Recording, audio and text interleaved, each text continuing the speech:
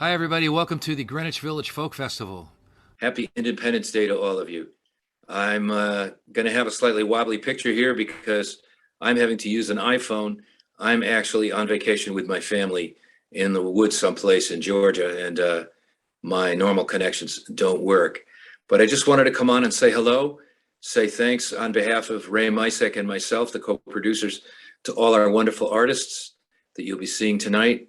Thanks to the New York Times and to David Hinckley for mentioning us in their newspaper and in their blog.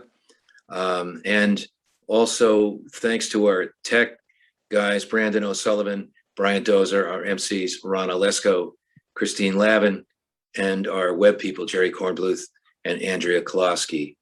Last October, Noel Paul Stuckey from Peter, Paul and Mary was our headlining artist, and one of his songs that he performed was, in the opinion of many people, and you could include me, the most beautiful of our patriotic American songs.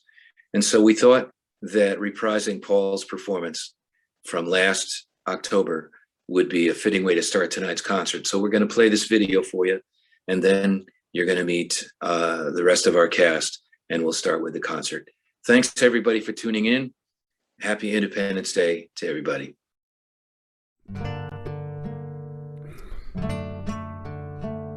This is a piece of folk music.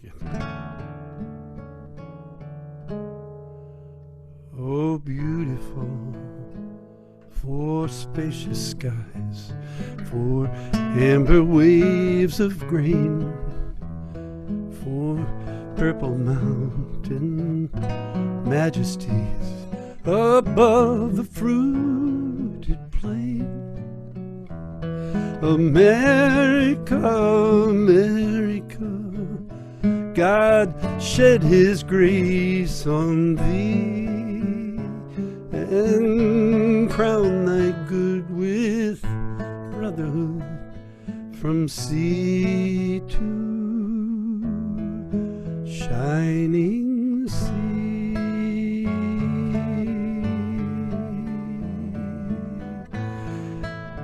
Have you ever noticed when this song is performed at public events, they usually only sing that verse, and then the dancers come out, and or the band modulates, and some jets fly over top, and then they sing the first verse again. And I got to thinking, I wonder if that's not a responsibility of folk music to make this song more contemporary. So I wrote 2 additional verses. O nation of the immigrant, the slave, the native son, whose loyal families labor still, that we may live as one. America, America, renew thy founders' call. Let liberty and justice be the right of one and all.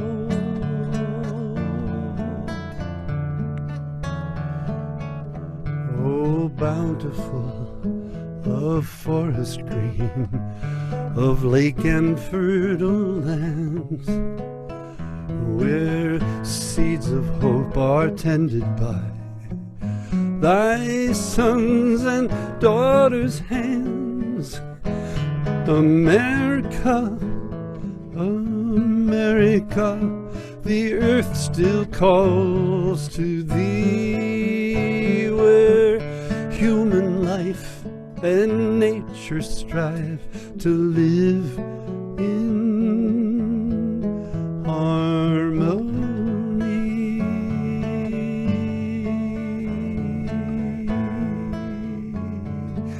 Here comes that first verse. Let's try to sing it in the privacy of your own home. Oh, beautiful for spacious skies, for amber waves of grain,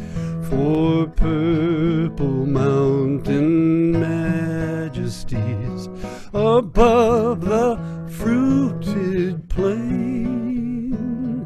America, America, God shed his grace on thee and crown thy good with brotherhood from sea to shining sea.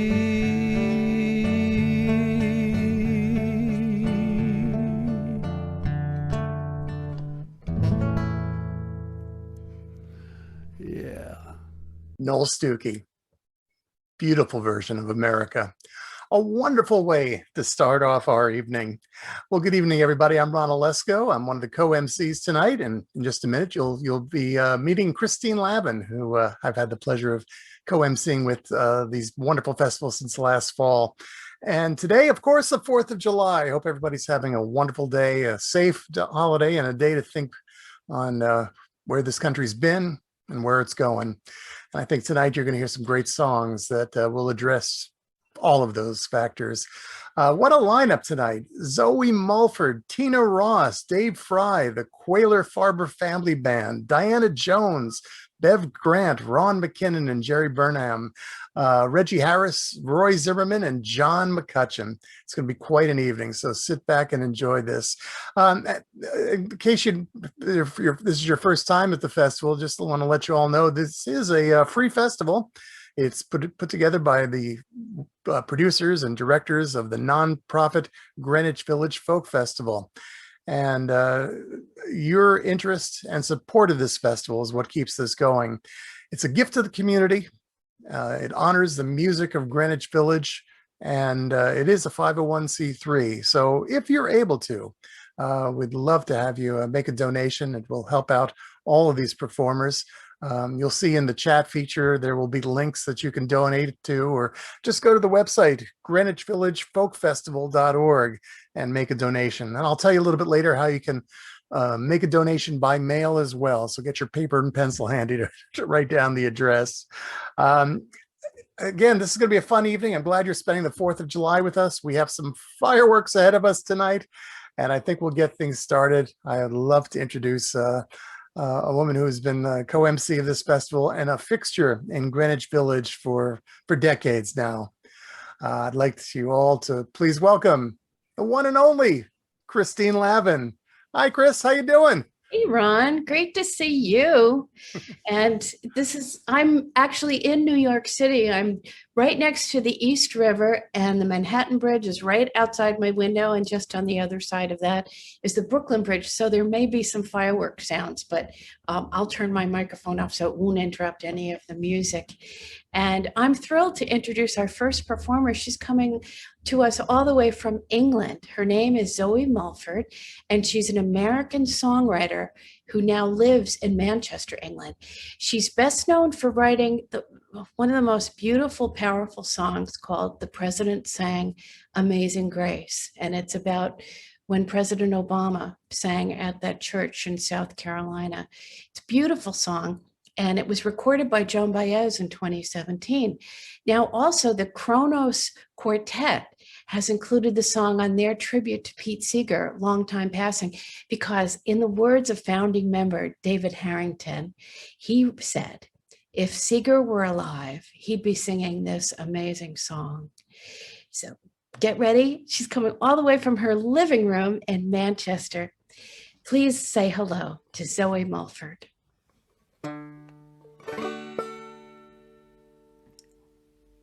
Well, hi.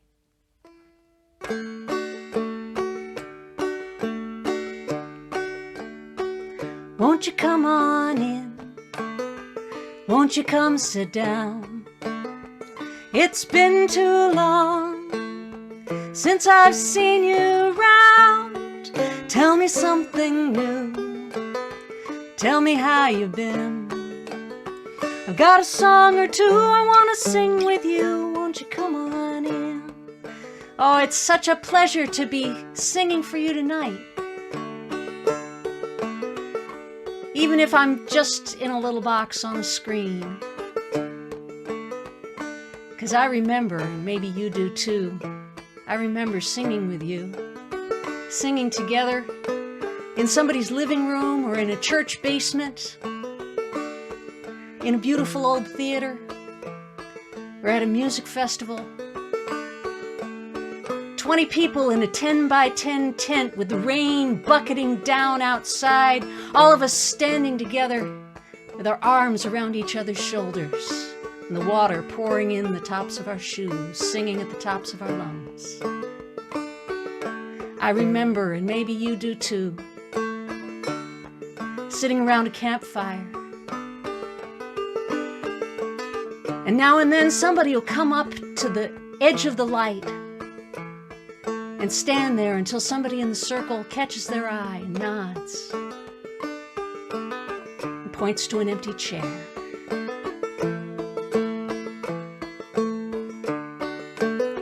Won't you come on in? Won't you come sit down? It's been too long since I've seen you round. Tell me something new. Tell me how you've been. I've got a song or two I want to sing with you. Won't you come on in? Have a cup of tea. Have a glass of wine. Have a drink of water. It'll all be fine. Won't you share some bread? Won't you share some time? Won't you share some space in a peaceful place where the folks are kind? Won't you come on in? Won't you come on in? Won't you come sit down? Won't you come and sit down? It's been too long. It's been too long since I've seen you round. Since I've seen you round. Tell me something new. Tell me something new. Tell me how you've been. Tell me how you've been. Got a song or two I want to sing with you. Won't you come on in? You can come as you are. You can just be you. You can come as a stranger. We're a little strange too. You can come as a guest. You can leave as a friend. I wish you all the best, and may your steps be blessed till you come again. Won't you come on in? Won't you come sit down? It's been too long since I've seen you round. Tell me something new. Tell me how you've been. Got a song or two I want to sing with you. Won't you come on in? Got a song or two I want to sing with you. Won't you come on in?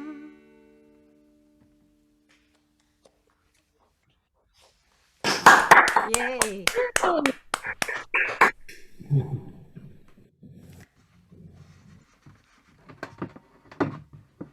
I've got a story I need to tell.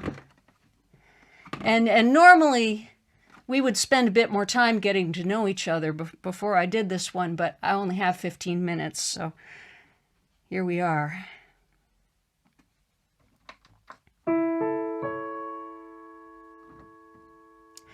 See, in the old days, folk singers told people the news. Something would happen. A battle, a shipwreck, a horrible murder.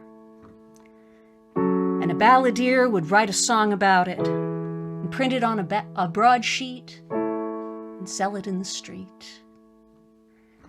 The song would move from town to town, and that's how people learned the news. Over time, the news became history. And maybe that history was forgotten, but we're still singing those songs. Now, these days, we don't need folk singers to tell us the news. We have the news in our pockets 24 hours a day. And the news becomes old news and is forgotten in the blink of an eye till something else happens and brings it up again. So maybe now we need folk singers to remind us what's important, what's worth remembering. And this is a song that I wrote about some things that happened in Charleston, South Carolina in the year 2015 at the Emmanuel AME Church that I thought were worth remembering. A young man came to a house of prayer. They did not ask what brought him there. He was not friend, he was not kin, but they opened the door and let him in. And for an hour the strangers stayed. He sat with them and he seemed to pray. But then the young man drew a gun and killed 9 people, old and young. In Charleston in the month of June, the mourners gathered in a room. The president came to speak some words, and the cameras rolled and the nation heard. But no words could say what must be said for all the living and the dead. So on that day and in that place, the president sang Amazing Grace. The president sang Amazing Grace.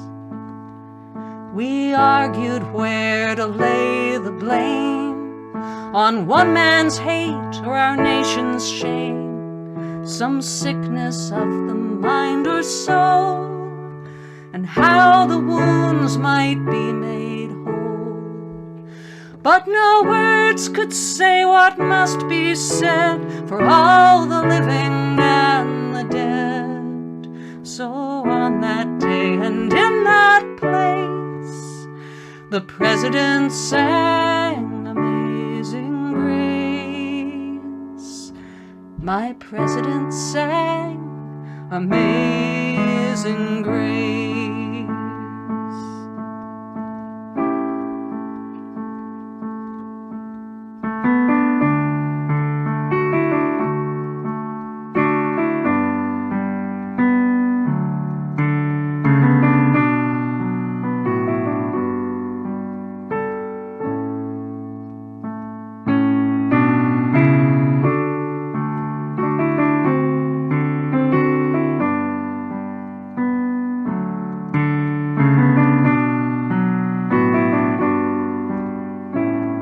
Sing it with me. Amazing grace, how sweet the sound that saved a wretch like me.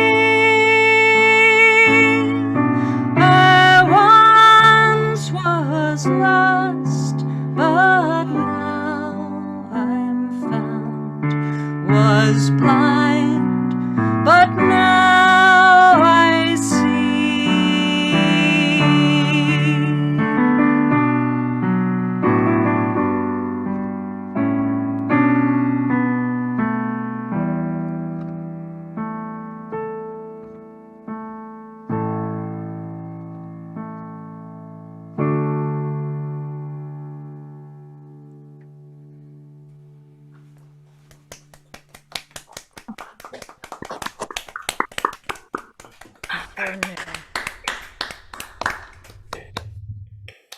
Why tell this story? Why sing this song today when we are celebrating the United States of America? Well, because America is a story that we're all telling each other. It's a story with many voices and many chapters. And when we tell it, we don't get to leave out the parts that make us angry or sad or ashamed or uncomfortable. We need to leave those parts in, because without them, the rest of it is kind of hard to understand. And the rest of it is also worth telling. America is a story that we are telling each other, and we can't change what has already happened. But the next chapter is being written right now. And because of that document that we are celebrating today, we, all of us, have a hand in deciding what happens next.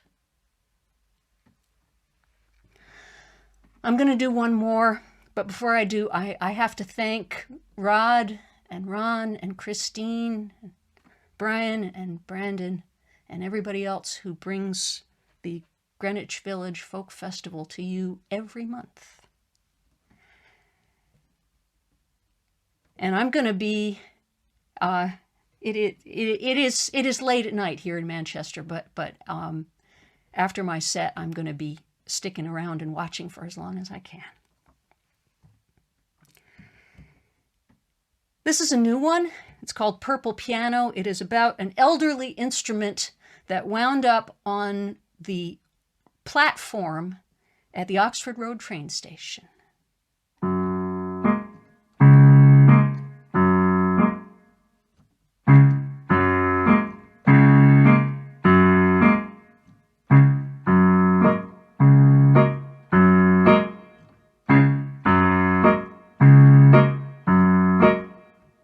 I am a purple piano on platform 2.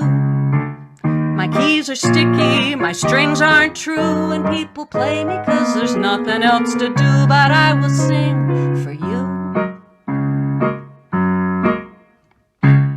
Come on and play me while you wait for your train. You can thunk my pedals for a hideous sustain. Rachmaninoff and chopsticks sound the same, but I will sing for you.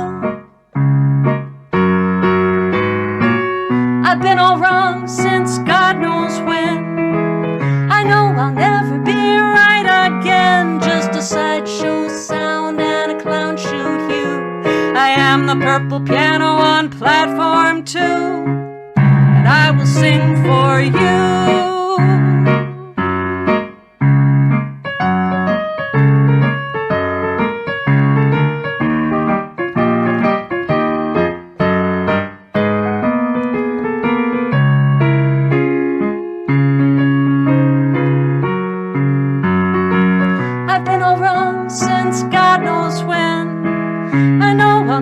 Be right again, just a sideshow sound and a clown shoe hue. I am the purple piano on platform 2, and I will sing for you.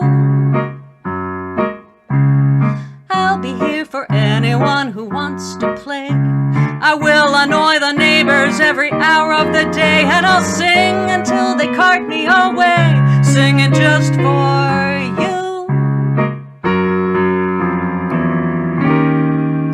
And when the junkyard takes my body, may the angels take my soul. They can haul me up to heaven. I'll wait there for Billy Joel. 'Cause I'm the purple piano on platform 2. My voice is crooked, but my heart is true. And I'll sing because there's nothing else to do, singing just for you.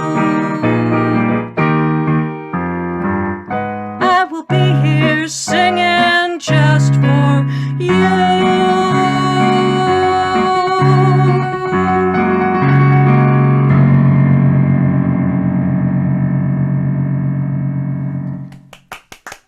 Thank you. That's great. Zoe Melford, oh, thank you so much. What a wonderful way to start off our 4th of July Greenwich Village Folk Festival. We miss you on these shores. I miss you too. Oh, I miss you so much. I know you were working on a project, I guess right when COVID started. You're planning on doing an album of collaborations. You released that wonderful single with Windborne. Is that still in the works, the project? I hope so. I hope so. I haven't been making a whole lot of progress on that. What I have been doing is writing songs on the piano. Now that I don't have to carry it anywhere, right. My lockdown project has turned out to be learning to play the piano and learning to perform with it. Well, we're glad you're able to join us tonight, and hopefully this pandemic will end sooner than later, and you'll be back here to sing for us in person. We miss you so much, and I can't wait for some more new songs. So thank you, Zoe. I'm looking forward to it. Thank you so much for having me here. Our pleasure. Zoe Mulford. What a great way to start this wonderful edition of the Greenwich Village Folk Festival on this 4th of July. Hope everybody's having a good time between hot dogs and hamburgers and some great music and some songs, as Zoe said, about the way we make history. It's still being made, and we're still telling the story of this country. And you're going to be hearing some wonderful songs tonight. In fact, our next artist, it was just over 2 years ago that she was enjoying a career as a chiropractor practicing nutrition when she decided to take the plunge to retire and devote her passions to singing and songwriting. Of course, no one knew about this pandemic, but even still, music has always played an important role in her life. She was singing in jazz and American standard trios and performing in retrospectives that celebrated the music of Carole King, James Taylor, and the British invasion.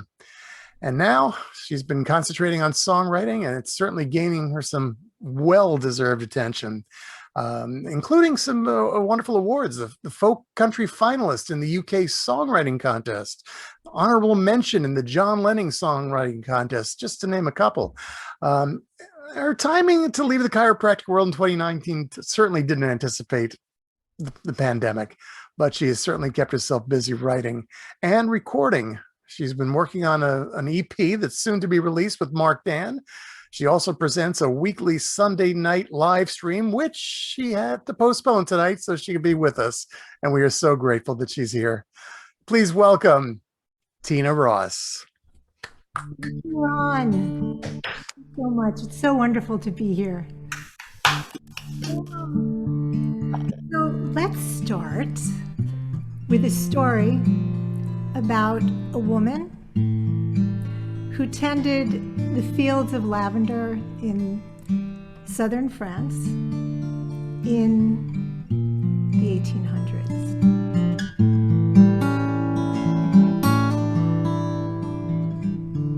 I walk these rows of lavender, the soil, it knows me well. My long skirt sweeps its blooming buds. I remember planting them when we met. I harvest when sun casts its glow. My corset tight, I make do. My boots' laces have come untied. Bending to fix my shoe, I think of you. I work the fields and visit friends, playing with their children. I walk these rows of lavender until I see you again. I sweep my hair up in a twist and tie it with ribbons and combs. I long to see your sleeping face. Our time together was not our own. For when high tide came rolling in, you'd return to your merchant ship. I'd soak a button in lavender oil and sew it under your collar tip. I work the fields and visit friends, playing with their children. I walk these rows of lavender until I see you again. And when you turned to see Marseille, drifting in the distance, lavender would fill your senses.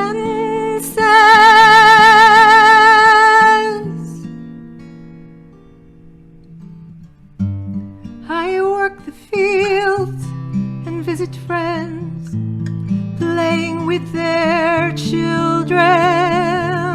I walk in fog into the waves so I can see you again, so I can see you again.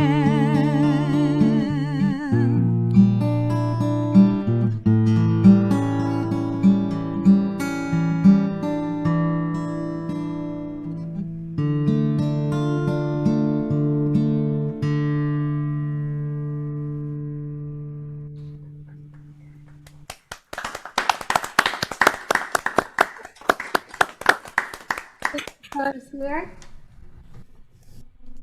So, stories come to us in different ways. Actually, nothing's safe around us songwriters, but thank you.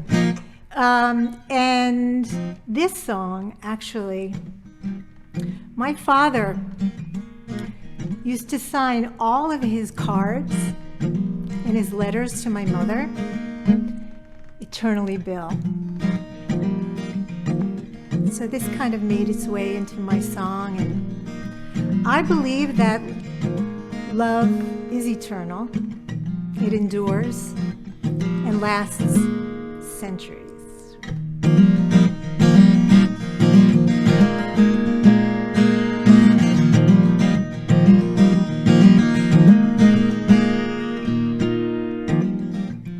It's forever for a moment, the past and the present all at once. Nature plays a sweet refrain, and senses feel life's pulse. Eyes filled with the flowering meadow, taste the honeysuckle nectar. Wind echoes whisper tales, and here we lie together. Every nuance of your offset smile, every crevice of your face I knew. Hazel eyes warm and bright, eternally I walk with you.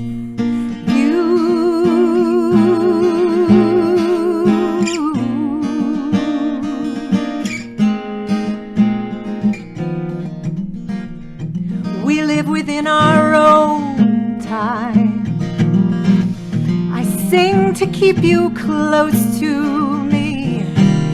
Hear the music float on air, and love lasts centuries. Every nuance of your offset smile, every crevice of your face I knew. Hazel eyes warm and bright, eternally I walk with you.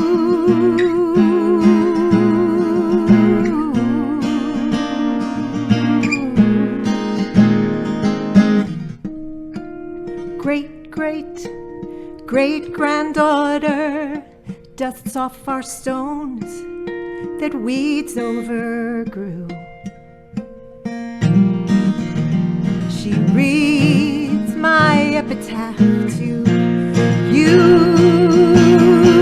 Every nuance of your offset smile, every crevice of your face I knew. Hazel eyes warm and bright, eternally I walk with you.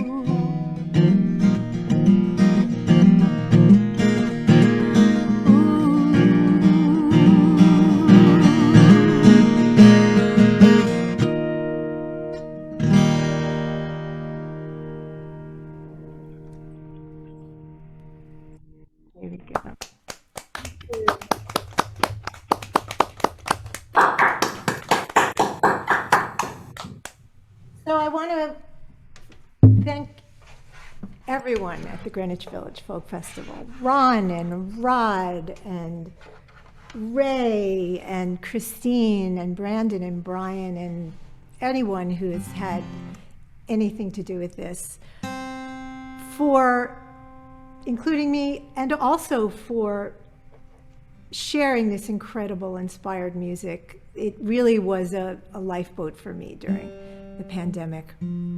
So I really appreciate that. And also there really are things that we have, I imagine we've all learned in this last period of time. One of the things for me has been that with this forced slowdown, I've been more aware, noticing things a lot more than I had before in my more rushed life.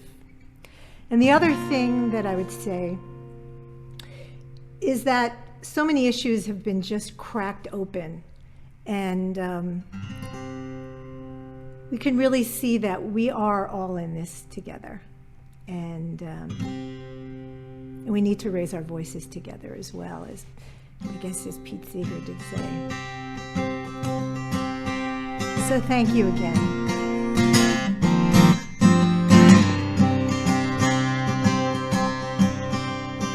While I'm here, I will listen to the cackle of the geese as they land. While I'm here, I will notice the lightness of the dandelion in my hand as I blow my wish to the wind. While I'm here, I will welcome the sweat that comes with giving everything. While I'm here, I will search in earnest and help you grab that brass ring. And if hair is in my eyes, I will sweep it aside to see you clearly. The burdens we bear must be the burdens we share. That's how we're sure to get by.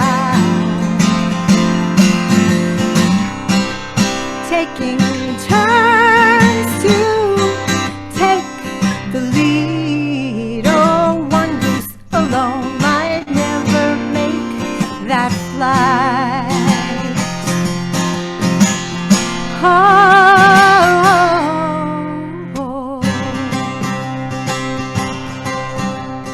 While I'm here, I will raise my voice to the mountains when it's needed. While I'm here, I will witness the truth and stand for your safekeeping. 'Cause we know our breaks are so uneven. The burdens we bear are the burdens we share. The burdens we bear must be the burdens we share. That's how we're sure to get by. That's how we're sure to get by. Taking turns to take the lead. Taking turns to take the lead. Oh, one goose alone might never make that flight.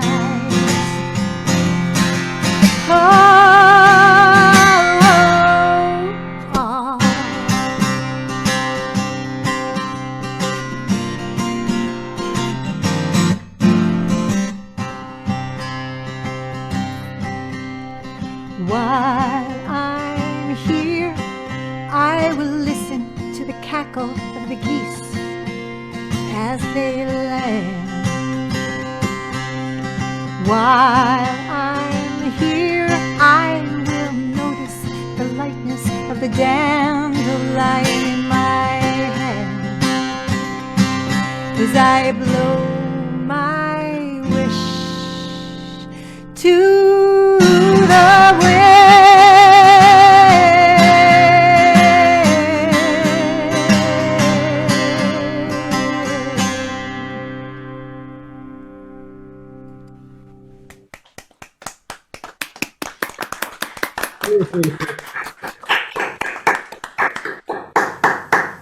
It's Tina Ross. Tina, you live in New York City? I live in Warwick, New York, which is about an hour and 15 north of the city. Oh, is it on the train line, the Hudson train line? It is. It actually goes to Harriman, yes, but I'm not. Warwick is about 20 or 25 minutes away from most things, which really, it's really kept its character because of that. Yeah. Oh. Yeah. Now, if people want to hear more of your music, they go to tinarossmusic.com. Yes. Tina Ross. And do you have any live gigs coming up? I do. Besides my Sunday night, every Sunday night from 7 to 7:30 on Tina Ross Music, I will be doing a show at the Folk Project of New Jersey. As part of their acoustic stay away on Tuesday, July 20th from 7 till 8. Oh, well, that's great. I mean, we're all just aching to get out there in front of live people again. Well, this is online. Oh, Yeah, this is well, online. do you have anything booked for live? Nothing for live, no. But I am open. I'm here. I'm just kind of starting this and starting booking and doing my first EP. So I am willing to contribute to everyone in anything. So Well, it's so great to hear your music. Thank you so much for being part of this. thank you for having me. Have a Now, good my next performer is someone who has really dedicated his life to folk music. He is one of the co-founders of Godfrey Daniels, which is a live music club in Bethlehem, Pennsylvania, and it's now in its 45th year. Now, we heard Zoe Mulford's pandemic project was learning how to play piano and perform with piano. Well, Dave Fry has had a pandemic project for the last 465 days in a row. He's been posting a song on Facebook. I mean, he's learned a new song every day and he's performing it himself. And it's been a real challenge for him, but it's also a great example of how resourceful some musicians are during this very difficult time. And he says he covers folk, pop, you name it. And he's still playing for kids and families. He's now in the 4th generation of audiences. Can you believe that? 4 generations of audiences, of families know his music. And he's writing a book. I can't wait. Maybe he'll write about tonight. Maybe something unusual will happen during his set. Maybe he'll get struck by lightning. I don't know. But I'm thrilled that he's here. Please welcome Dave Fry. Thank you, Christine. All right. Hey, everybody. Wow. Welcome to my kitchen. This is where I create, and I'm going to do a bunch of songs here and start off with a Tommy Sands song that is on one of my albums. And it's a great little sing-along. That's right. We're all children of Pete Seeger. When we sing together, we learn to trust each other. And this is called Don't Call Me Early in the Morning. You know who you are. Yeah, all right, here we go.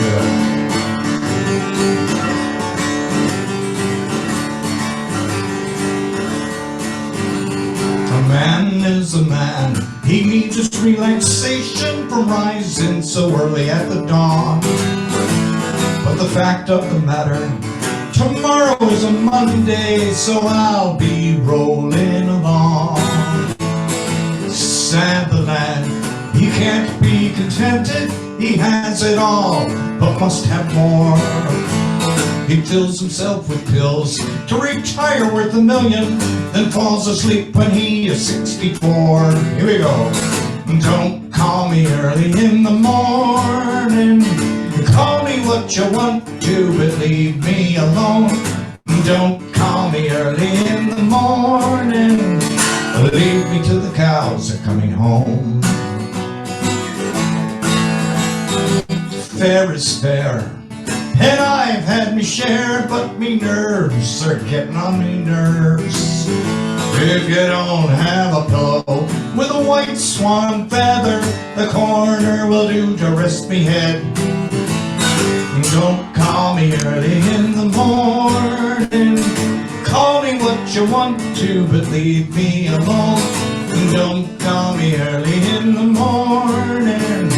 Leave me till the cows are coming home.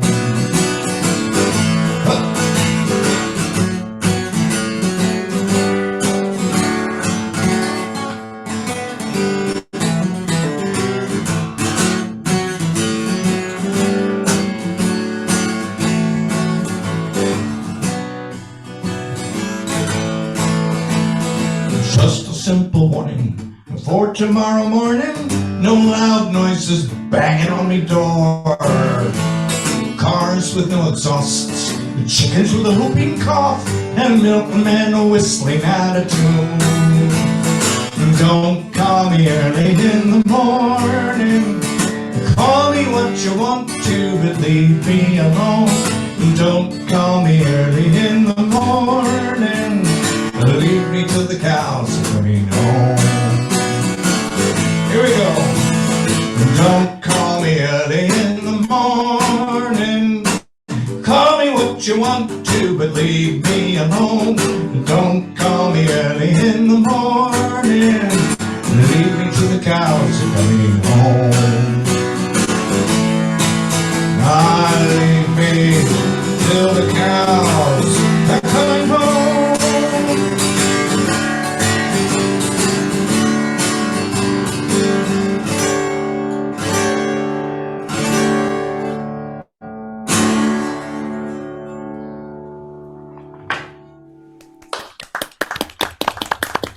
Thank you. Really tough doing a sing-along song by yourself. I've heard it before, you know. I did get a bunch of my friends together. I called them the Drunken Lads, and they got to sing the chorus on the CD. It was marvelous, even though they weren't drunk. We had to simulate getting drunk, which is All right, here's a song that a friend of mine up in Connecticut by the name of Kent Aldridge did. And I said, Kent, that's a great kid's song. And he said, it's not a kid's song at all. This is called Giants. And it's got a part for you. Of course it's got a part for you. I'm going to say they're big. And I want to hear you folks out there. They're big. Kind of spookify it a little bit if you can. They're big. All right. They're bad. They're bad. And they're giants. Here's where you make spooky noises, all right? All right, that's all you gotta do. Sometimes I scare myself on this one. We'll see what happens.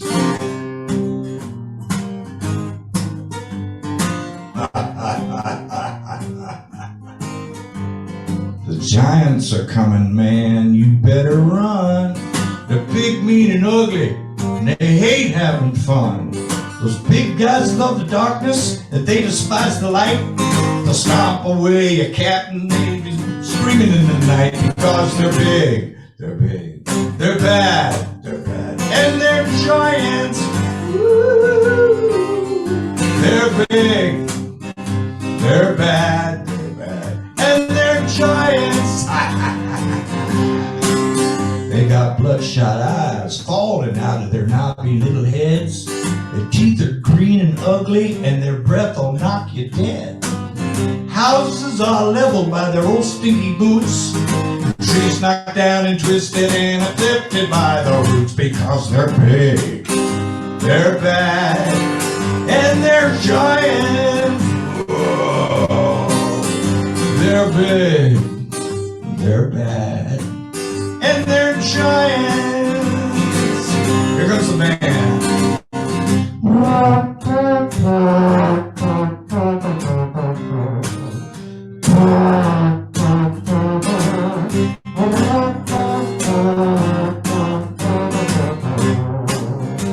Your turn.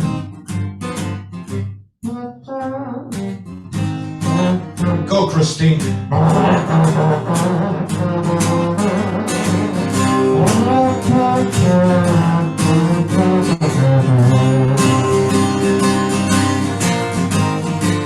I can hear them 100 miles away.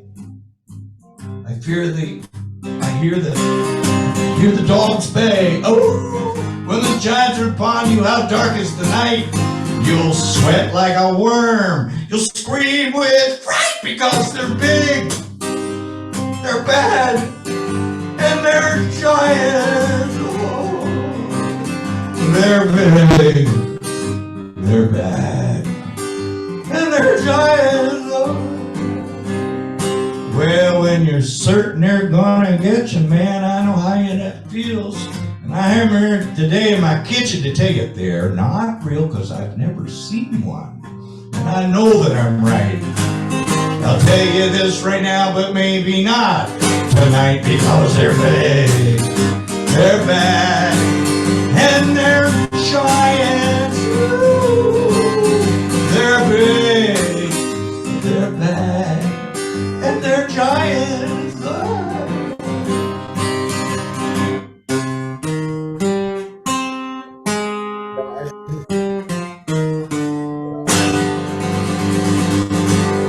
Spooky noises, here we go.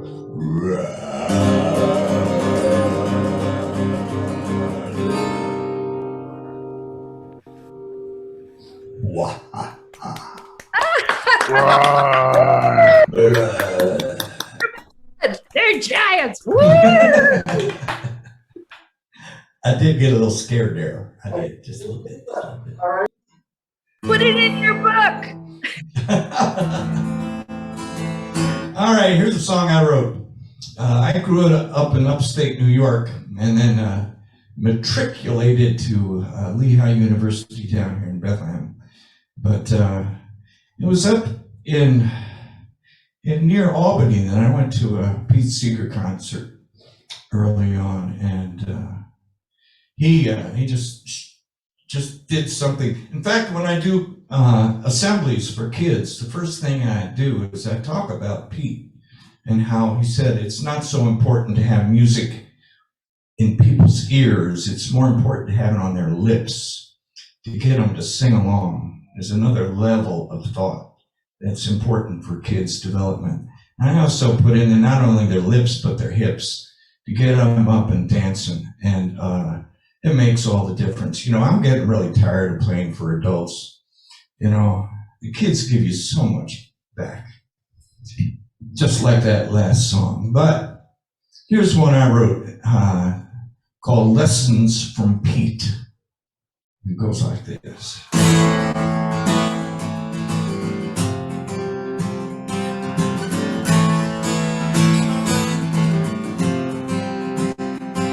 I first met this folk singer along the river in my old hometown.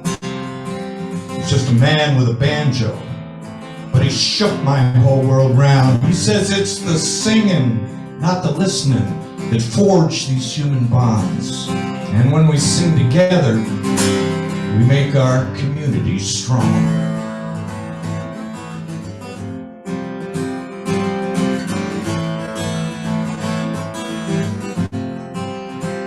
Now his banjo red music surrounds hate and drains its fearsome power.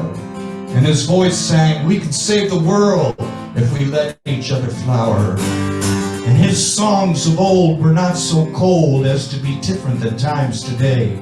But it was his spirit moved me to be the musician I am today.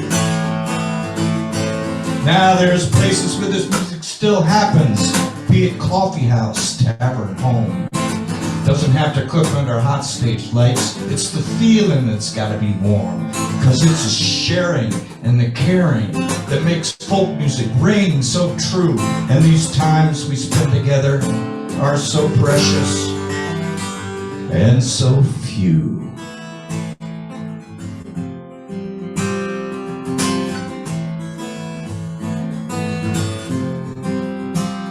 Now traveling all these miles, I have time to think about my odd vocation.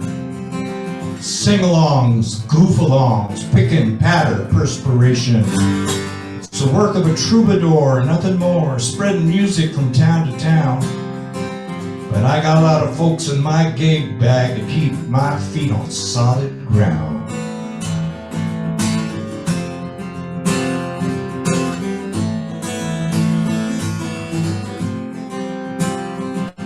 So celebrate your troubadour who comes rambling through your town, singing songs together, passing tunes around. To Stan and Gamble, Rosalie, Pete Seeger too. But it still comes down to you and me in this room making old music new. Now there's places where this music still happens, be it coffee house, tavern, home. Doesn't have to cook under hot stage lights, it's the feeling that's gotta be warm. Cause it's the sharing and the caring that makes folk music ring so true. And these times we spend together are so precious and so few.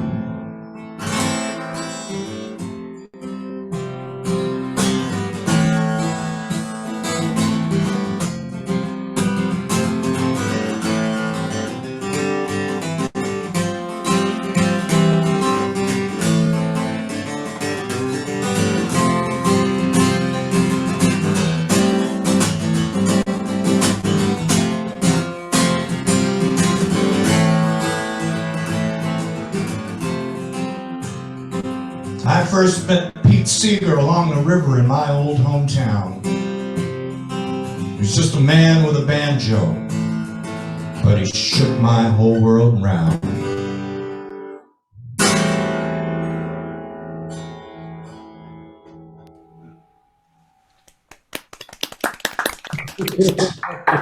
It's been an honor to be with all you folks here tonight. Bethlehem is kind of a Greenwich Village West, separated by New Jersey, so it's a big treat to be with you all. Oh, it's been so wonderful to have you with us, Dave. You are so busy. I don't know how you find the time to do everything you do. You write songs. I guess you're back in the schools performing for kids again. Is it lifting? Yeah, on Tuesday I have a gig with, well, actually it's kind of a camp. I have a band that does a history of rock and roll. So we're doing that on Tuesday.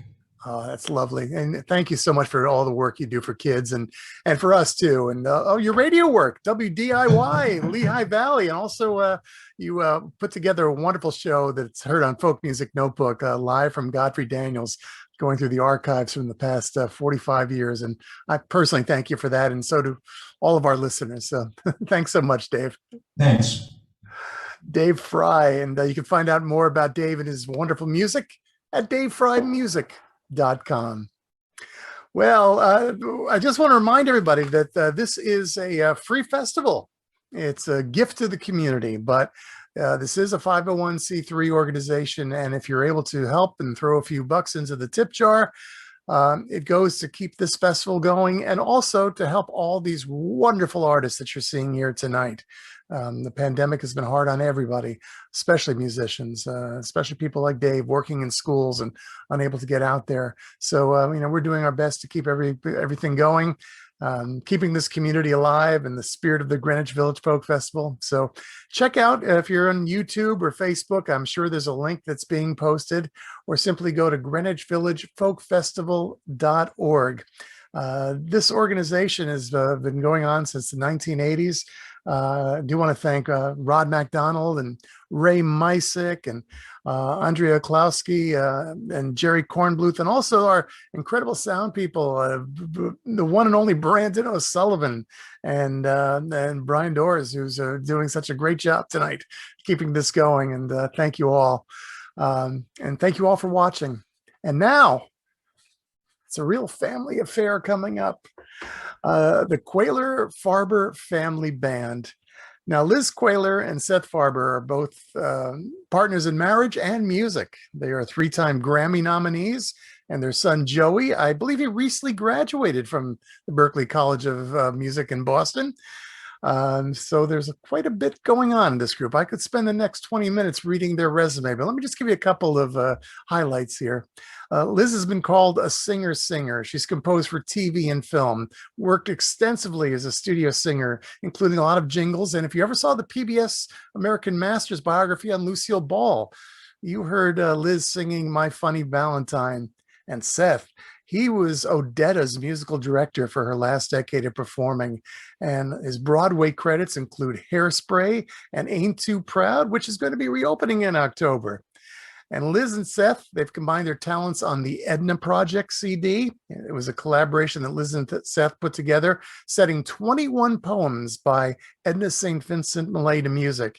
And it led to the creation of a theatrical production called Still Will Be Heard, which is going to be produced this November at the Mondavi Center at UC Davis. And Joey, well, he's building his own impressive credits. He already can boast 3 national jingles, an off-Broadway show, appearances on Saturday Night Live, and Late Night with David Letterman. And as I said, I could go on and on reading their resume, but I think you'd rather hear them. Please give a warm welcome to the Quayler Farber Family Band.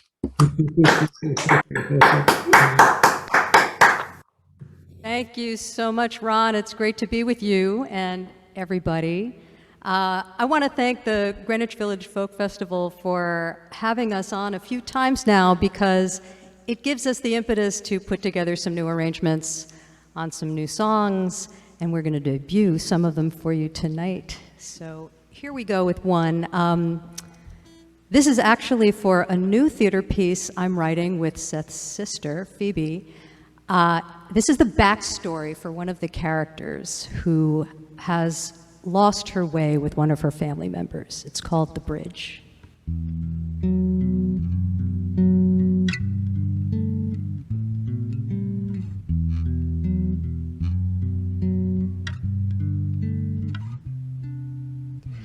Where's the bridge? I can't find it. Did it wash away?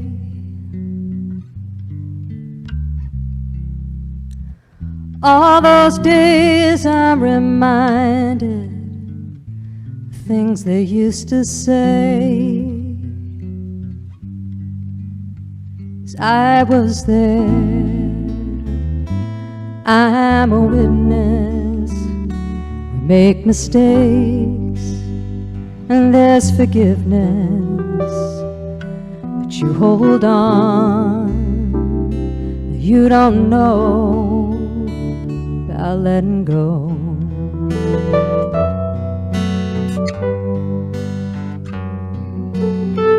Once a boy, I remember, cast a spell.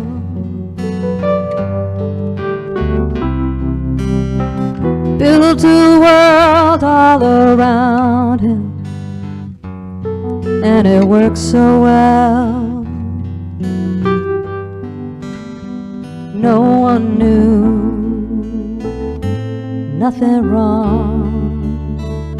Soon enough, he was gone.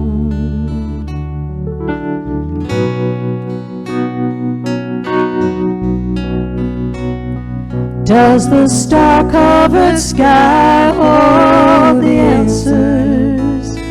Ask the hunter what you seek to know. Reaching out from the comfort of madness, find another road.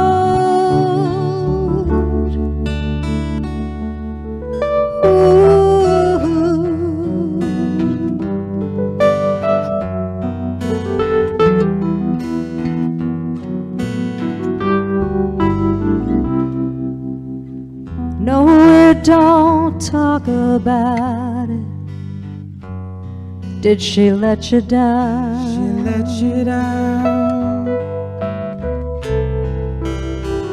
All those nights when the shouting was the only sound. The only sound. I was there, I'm a witness. make mistakes, and there's forgiveness, and that's the bridge.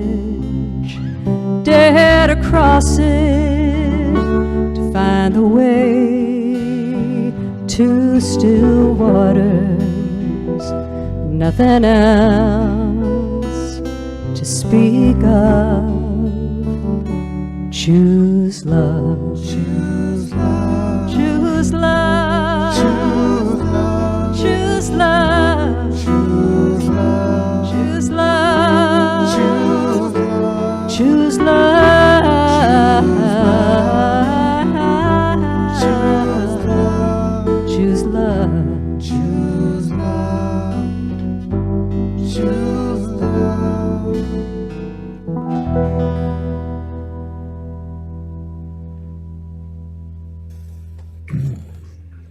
Thank you. We are actually playing live to an audience of 4. It's really awesome. We are here at the Griffith Academy of Dance in Wethersfield, Connecticut, and we are very grateful to our friends Mary Beth and Peter and Luke and Fiona for offering us this space. Before we turned on our cameras, they were dancing around the room. Wish you could have seen it. But we'll play another song instead. Here's a new one from Seth.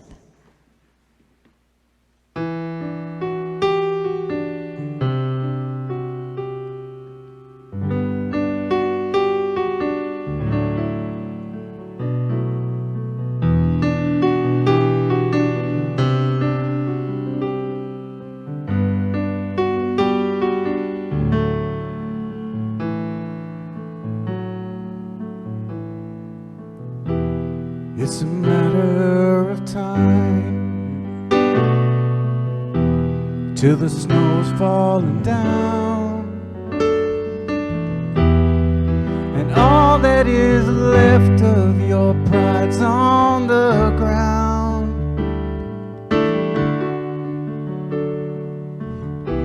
So don't ask me to stay and keep watch on your heart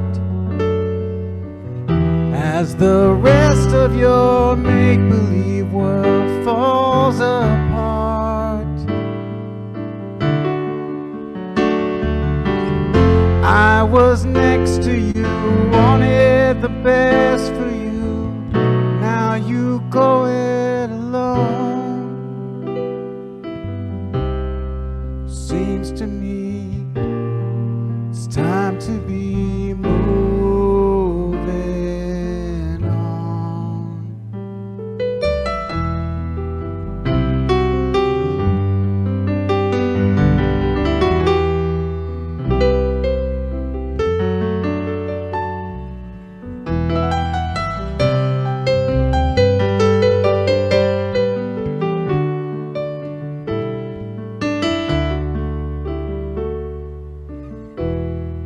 We both know the words,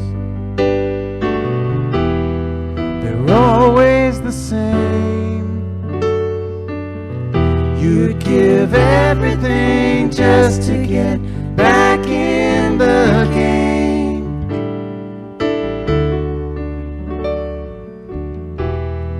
It doesn't seem fair. You had it all, such a long road before you when you start to fall. I was next to you, wanted the best for you. Now you go it alone. Seems to me it's time to be moving on.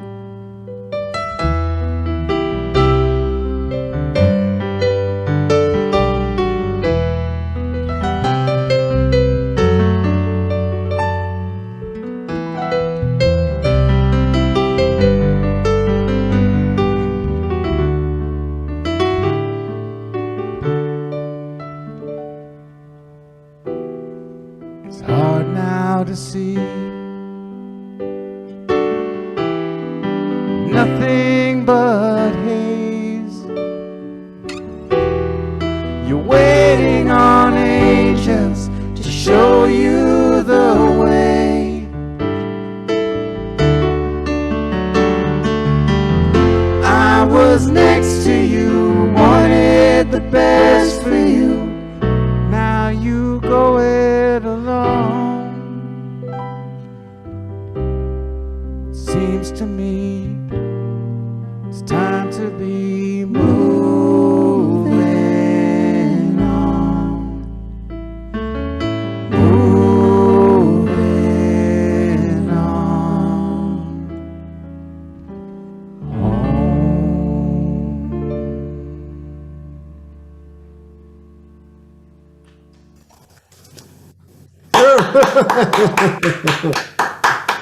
Thank you.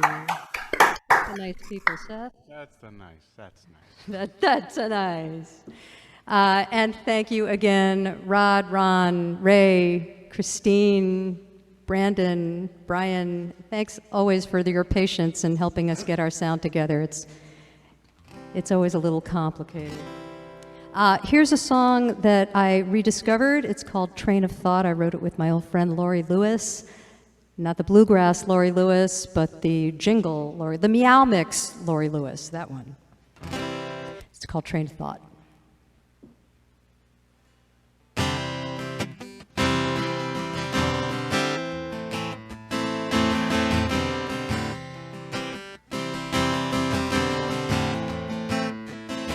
When dreams are done, gone is the moon, and the day is starting soon. In my mind, only you, train of thought, pulling through, and it feels so good. 'Cause here you are, I pull you close, but you're still too far. Across the hills, across the room, a train of thought, pulling through, just a train of thought, pulling through. You're taking me away, you're taking me away, you're taking me away. Taking me away, you're taking me away. You're taking me away, you're taking me away, you're taking me away. You're taking me away. So leave a light by the stair. I'll climb up and find you there. Hold you tight, you'll hold me too. A train of thought, pulling through, just a train of thought, pulling through.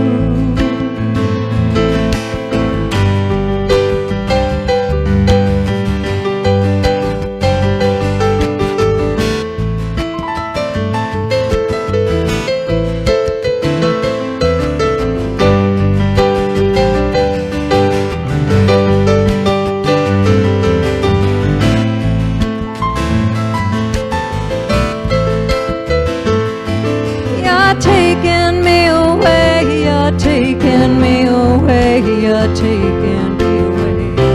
Taking me away, you're taking me away.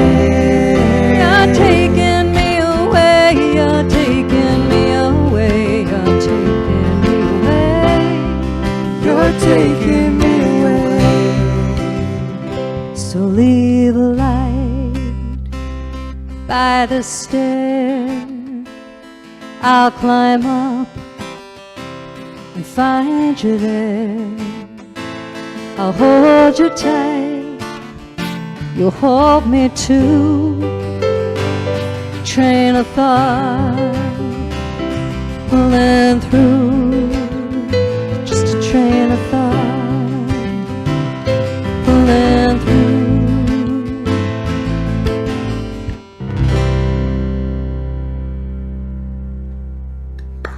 Thank you so much for having us. 4th of July, everybody. Oh my goodness, that's Seth, Liz, and Joey, the Queller Chris. Barber family band. Hi, you guys.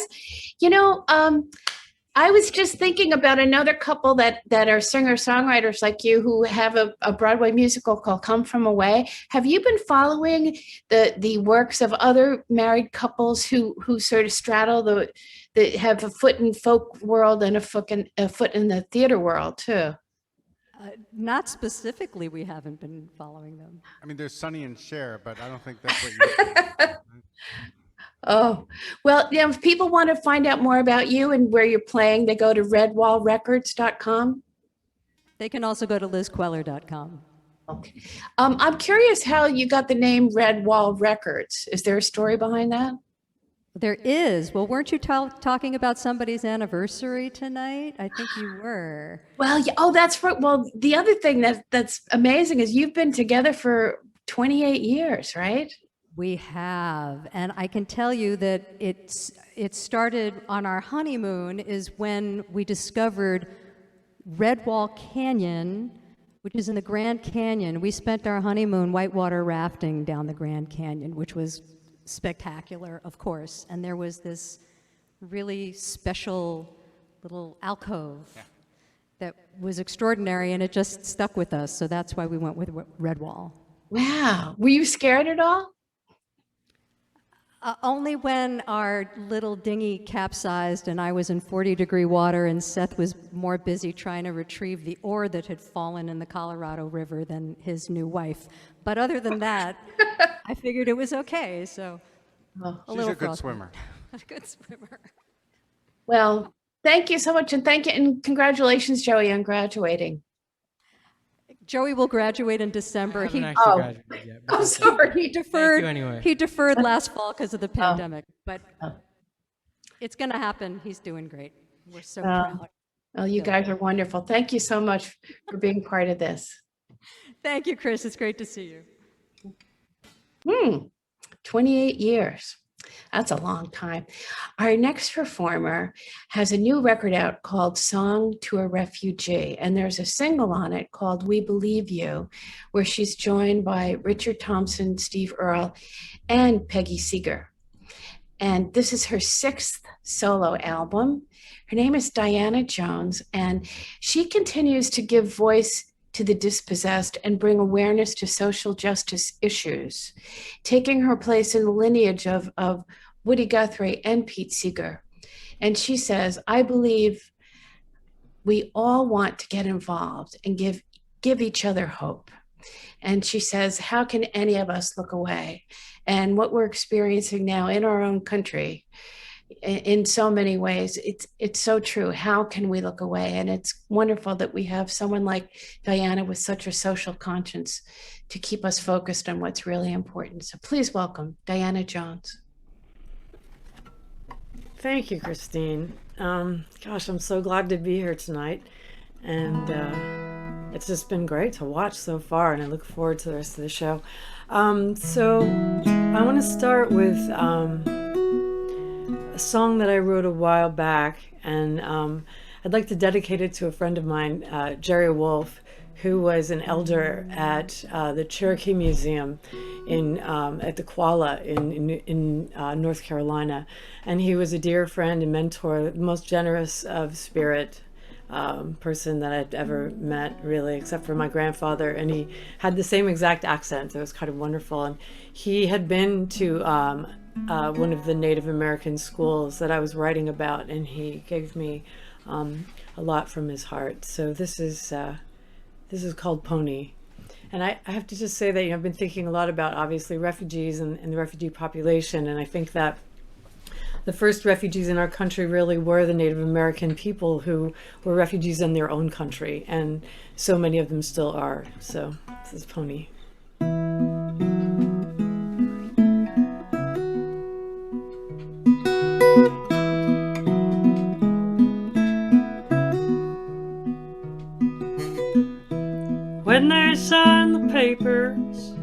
They didn't think I knew, didn't know I understood what they were told to do by some white man that came by the reservation one night. I've been in the state school for 10 years or so.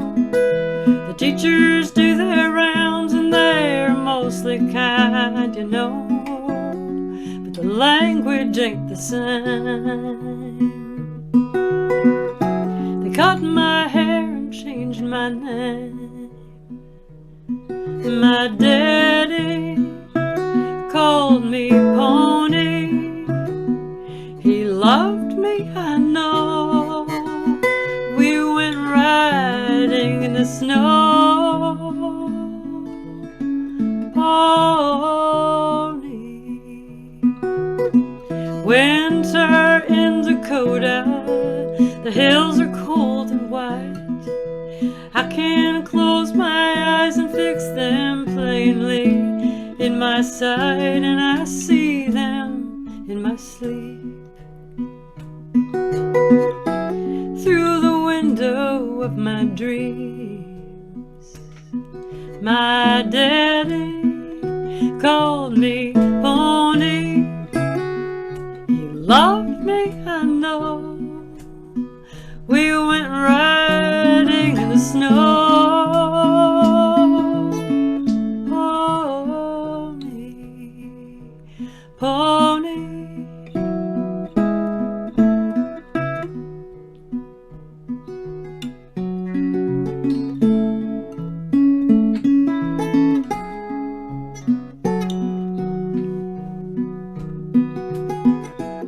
When the dorm is dark and still, if I listen with my heart, I can almost hear that name, hear it echo on the plain, hear him whisper, we can leave this world behind.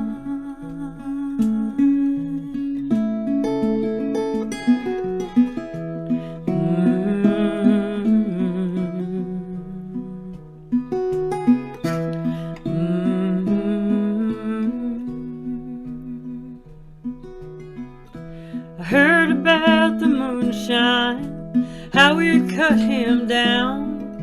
When Mama came to visit, she said that's why he don't come around. But some things I know for sure, like it's 1924, and my daddy called me Pony. He loved me, I know. We went riding in the snow. Pony, pony, pony, pony.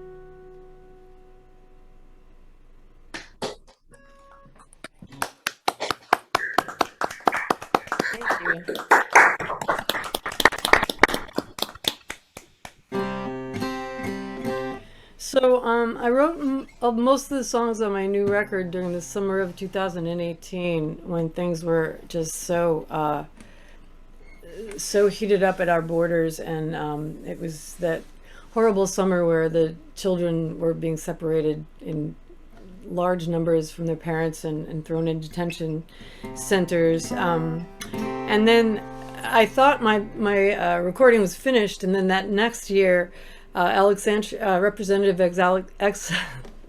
Alexandria Ocasio-Cortez went to the border and came back, and she gave a testimony to Congress about the conditions in the detention center. It was a women's detention center that she visited. And she said, I believed the women. I believed them when they told me where they came from, the deplorable conditions. And she kept saying the words, I believed them. And it occurred to me how important it is just to be believed in general, just within our human condition by each other, but also for such a traumatized population as the refugee population. So I wrote this after I recorded the record, and then we kind of snuck it in with a couple of those incredible guest singers and people that I'd looked up to all since I ever heard their songs. That Christine mentioned.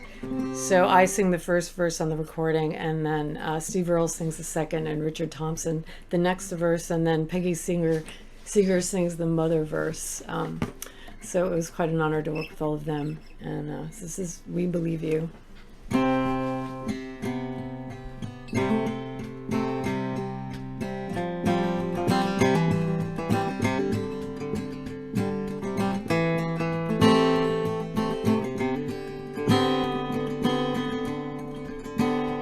I believe your eyes are tired of crying, and all the reasons you say you came here for. I believe you lost your mother and your father, and there ain't no sleeping on the concrete floor.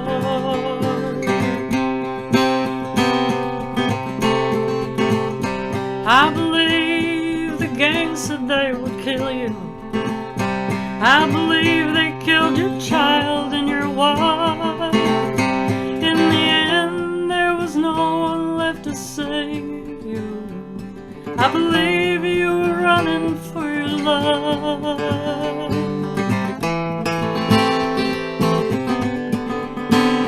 I believe you.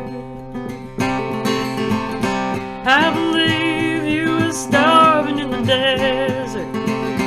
All the water had been poured out on the ground. I believe you had no voice. I believe you had no choice when everything you loved was burning down. I believe you. I believe you. We believe you. We believe you. We believe you walked till you could not walk. You carried your baby in your arms. They took her from you at the border. Now she cries 'cause she doesn't know where you are. We believe you. We believe you. We believe you.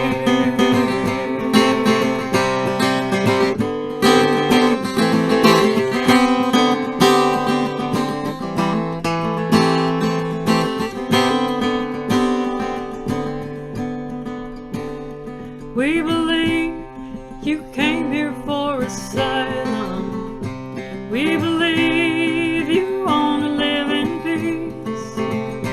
We believe you did what we all would do.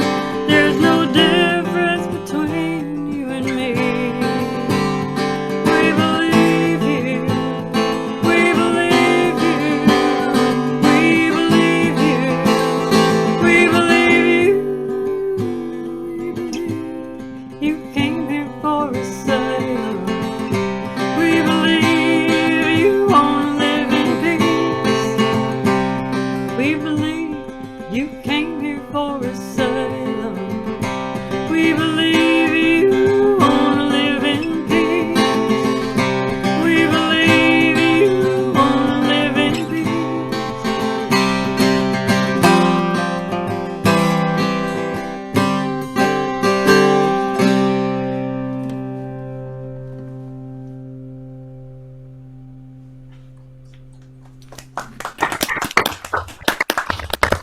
you.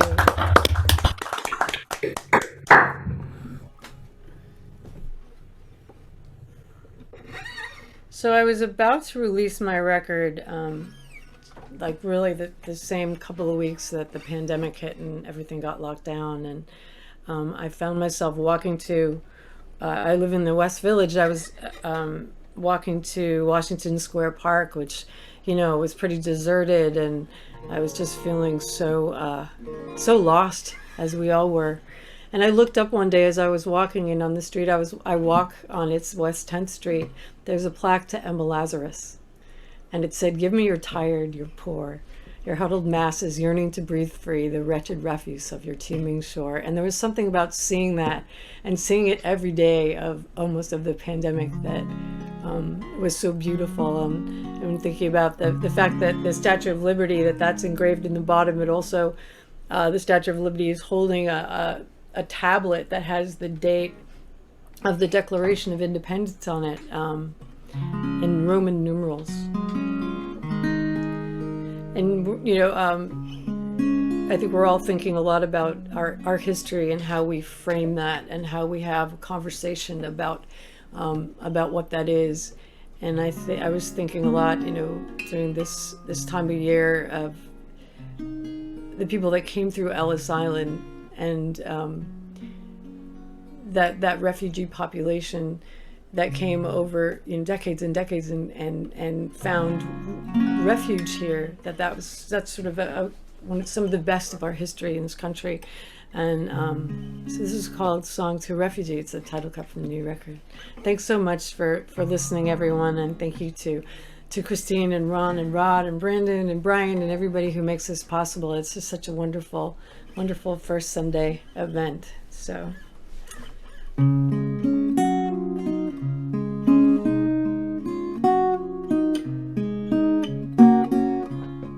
Song to a refugee, song to us all. None of us know where our footsteps will fall. What will become of the place that we love, the place that we think of as home? Song to a stranger in a strange land, running from danger from where it began. Seeking asylum, one day it could be our neighbor, our loved one, our own family. Pleading for kindness, some won't reach the shore, the ultimate cost of war. Song to the children, hungry and cold. May you be happy and full and grow old.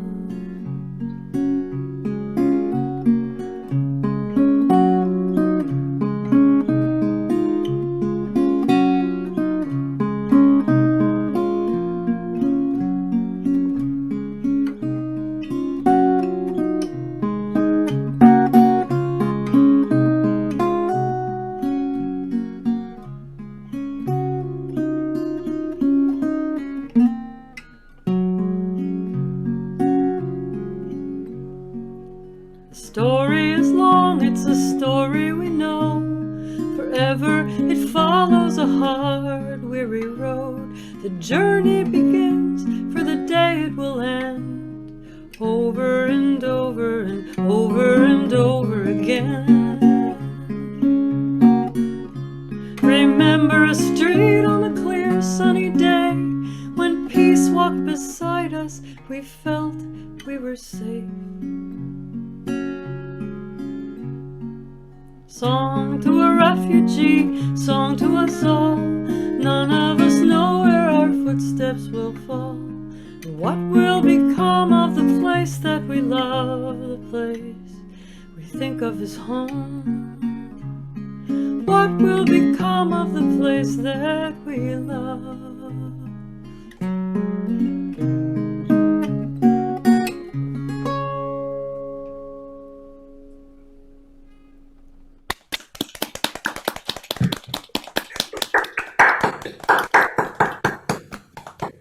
Wow. Diana Jones, thank you so much for being here tonight. And thank you for this wonderful album, Song to a Refugee. It is just magnificent. And I know you released it in the UK, I believe, late last year, and you were planning on touring there, but Yeah. obviously you didn't get to go with the pandemic. But I understand you're going back in the fall this year. Yes, fingers crossed that the creek don't rise. But yeah, Oh, I hope so. COVID, as it were. Hey, I love your shirt, man. Oh, thank you. Yeah, I love yours too. We shop at the same places, I guess. Well, Diana, thank you so much for being here tonight. And again, thank you for this wonderful album. It is a real highlight of the year. And I hope our viewers tonight will check out your website, dianajonesmusic.com, and pick up a copy of this album. It is just terrific. I've been playing it on the radio, and I can't thank you enough. Thank you so much. Wow, that's great. Thanks. My pleasure. Diana Jones. And by the way, I was thinking as she was playing that, she is the second artist we've had tonight that's had a song recorded by Joan Baez. Joan Baez recorded one of her songs. Zoe Mulford had one of her songs recorded by Joan Baez. So Joan, if you're watching tonight, I know you said you're not going to record anymore, but pay attention because there's some more great music coming up. I'm so glad everybody's with us tonight. I hope you're having a wonderful 4th of July. I hear some fireworks going off in the background in our neighborhood, but stay indoors, stay safe, and listen to some great music because we have some wonderful artists coming up. And we'll be back again on August 1st. This is the first Sunday of the month, the Greenwich Village Folk Festival. We started last summer, and we'll be continuing for who knows how long. You can check us out on the web, greenwichvillagefolkfestival.org. There's also a wonderful YouTube page where if you've missed some of the previous editions, you can catch them, and you'll see some incredible artists. As is our next performer tonight. I am so happy she's here, especially on the 4th of July. She is a feminist pioneer, a social activist, a labor singer-songwriter, a photographer, a filmmaker, and so much more. She's originally from Portland, Oregon, and she came of age during the civil rights and anti-war movement of the 1960s, and she participated and helped document the historic protest at the Miss America pageant back in 1968, and her photographs, just phenomenal. In fact, she's working on a book of her photographs. It will be a visual account of the power of the people coming together, a very timely account of those social movements of the 60s and 70s, and much needed for our times. Bev has been a fixture in the New York City music scene since the early 70s. She founded a wonderful band, The Human Condition, way back in 1972, and their folk rock political mix really provided a soundtrack to that turbulent era. In 1982, the band started incorporating some growing sounds of world beat music, and she continues to go strong today. She's the founder and director of the Brooklyn Women's Chorus, an incredible songwriter, a person who we are so honored to have here. Please welcome Bev Grant. Thank you, Ron. You're such a wonderful host. You make us all feel so good. And you too, Christine. And Diana, that was just a wonderful set of songs. I've been writing a lot about immigration myself, and it's just so important, and your voice is wonderful in the way you tell these stories. So thank you. I'm going to start with something, I guess I wrote it about 10 years ago, about hydrofracking, which is the process, if you don't know this, of extracting natural gas from shale rock.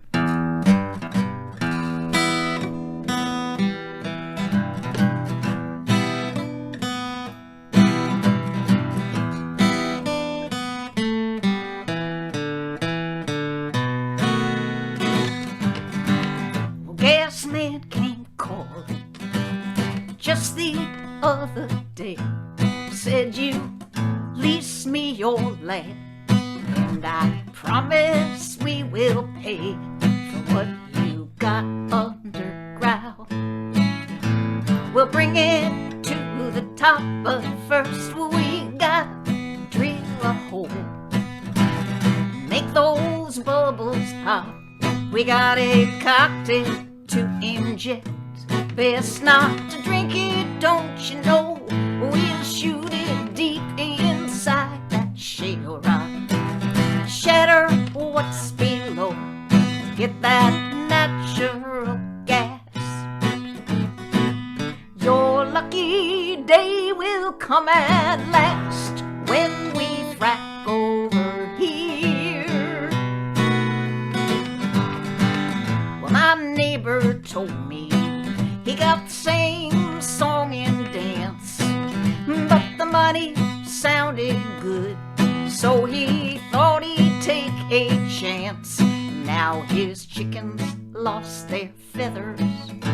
Some are now belated 'cause the water in his well has been contaminated. Strike a match in his sink. Watch the faucet catch on fire. Well, gas man says it's not his fault. We know he's no liar. Natural gas. I hope this don't sound too crass. Get the frack out of here. Between a rock and a hard place, that's where I am. Lord knows we need the money, but I don't understand how you can stand there and tell me this is a good thing while you poison our water with lead and benzene. Hydraulic fracturing, sure it's making you a buck, while the rest of us get sick and die. You just say tough luck. You try to make us think it's safe. You even try to say it's green by showing pretty pictures on our TV screen. Well, natural gas. Well, you can kiss my ass. Get the frack out of here. Ain't nothing natural about your natural gas. Kiss my natural ass and get the frack out of here. Hope I didn't offend anybody. So I'm going to take off what Diana was talking about. In the last couple of years, I've been writing songs about immigration myself, and this one came to me, well, maybe about a year ago. I was thinking about immigrants and refugees, and thinking about how those are, how they are created. I mean, it's the policies of our government and the the corporations and climate change, which is creating this influx of people looking for survival. And these are our refugees now, today. Those people coming in that Diana was talking about, the Central Americans coming across a border, ending their lives in the desert, and so I decided I'd write a song called We Are Your Refugees.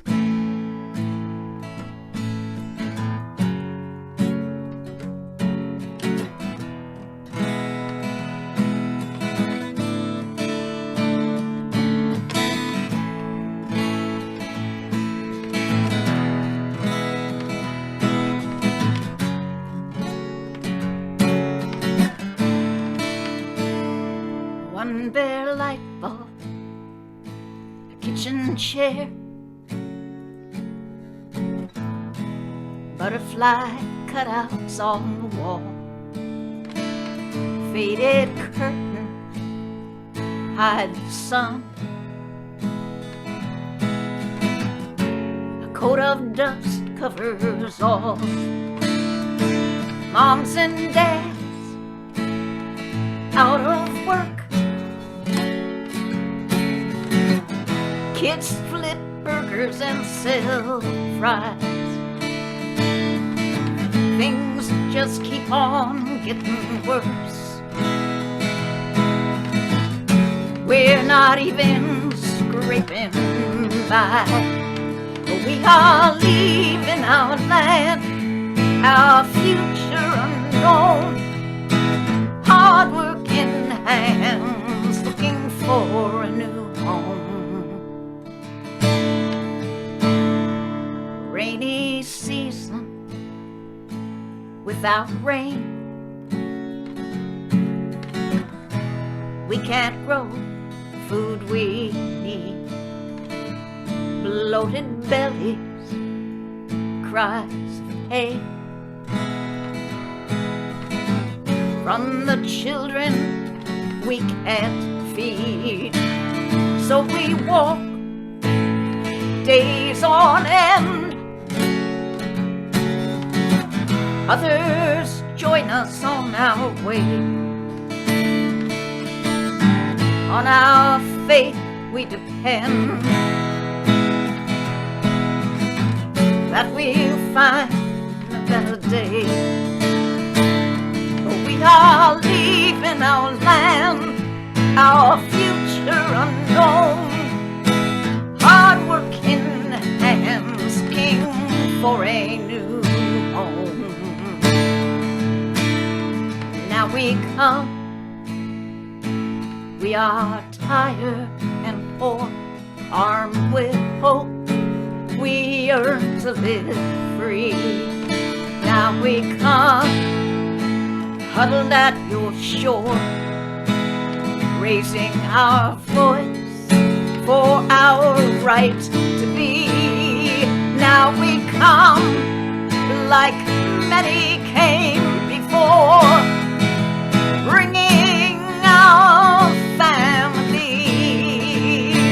Lift your lamp, open your golden door.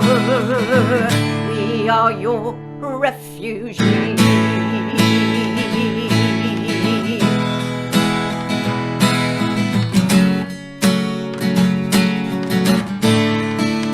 We are leaving our land, our future unknown. Hard-working hands looking for a new home. Lift your lamp, open your golden door. We are your refugees.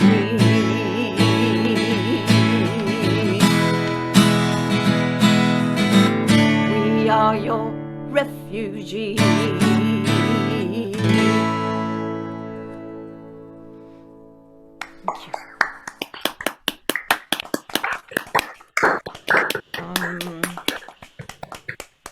Just before I do this song, I would like to thank everybody who puts this together and thank Rod for inviting me. You know, he and I go back to the Speakeasy and Folk City back in the day when I was with the Human Condition. So I've been just thinking about this. I'm going to be 80 years old next year. And it's like, you know, I've been writing songs. I didn't start till I was about 25, but still, that's a long time to be writing songs. And, you know, it would be maybe nice to stop writing social justice songs, you know, but you can't. You have to keep doing it. That's like what we have, you know, like that's one of the big things I have to contribute. So I will continue, although I'm feeling a little blocked right now, but I have been working on this book, which sort of dropped out of nowhere when I started digitizing negatives of photos I took in the late 60s. So that's kind of exciting. I've got a new career. Whatever. So I think I'll do something a little lighter. I wrote this song after reading about a group of women in South Africa, older women, who were in bad health. And a woman named Rebecca Lola Soli No. Becca and Sanweezy. I'm sorry, that's a different song about African women. Becca and Sanweezy got cancer, and she was an organizer in her community. And after she was operated on, she was told by her doctor, she went to the clinic, that she needed to get fit. So she walked out of the clinic and noticed all these elderly women, they were probably about my age, or a little younger, who were overweight and just, sedentary. And she invited them to come and exercise with her. And they went out to this field and saw some young kids playing soccer. And one of the women, in jest, said, "Why don't we do that?" So everybody thought that was a great idea. And they became a team, and they called themselves, in English it translates to the Grannies.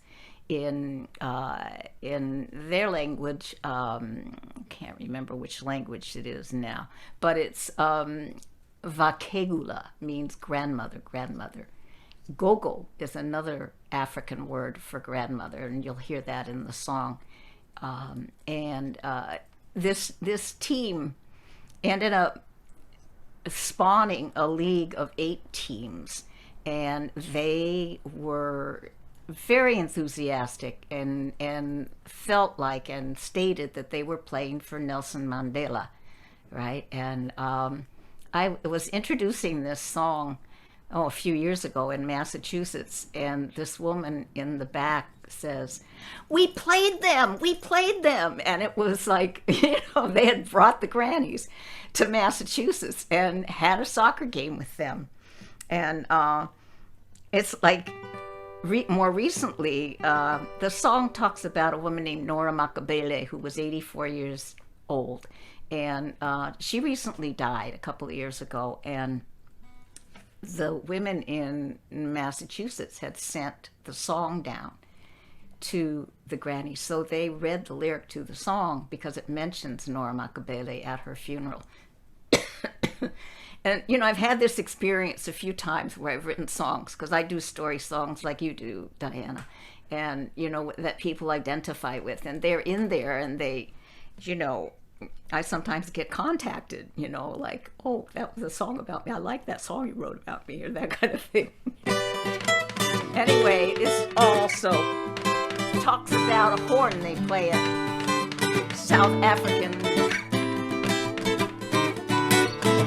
soccer games. It's called a vuvuzela, and it's a plastic horn that extends out about 3 feet and makes a crappy noise. It's like, it was very annoying to everybody but the South Africans at the World Cup when it was held in South Africa. Anyway, the grandmothers gather on a lumpy piece of grass as the late sun paints a golden light. Flat rubber shoes, long apron skirts, hair covered underneath their kerchiefs bright. This is a song you can sing with me, you'll understand. Dancing up and down the field, waltzing round the ball. Oh, that's the wrong lyric. One by one their shirts come off as their plump flesh is exposed. T-shirts and tight nylon shorts replace their workday clothes. Makegula, go, go, go, granny, go. Everybody sing along. Here we go. Makegula, go, go, go, granny, go.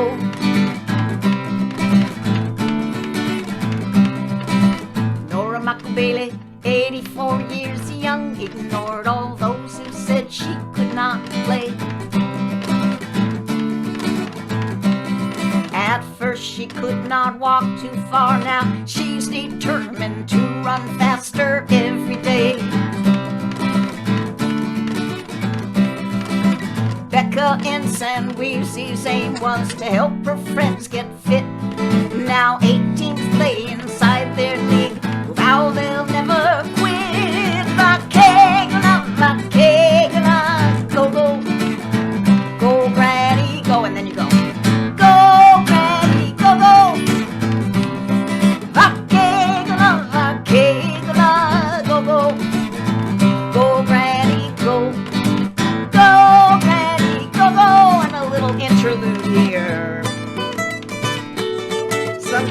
get it, sometimes I don't.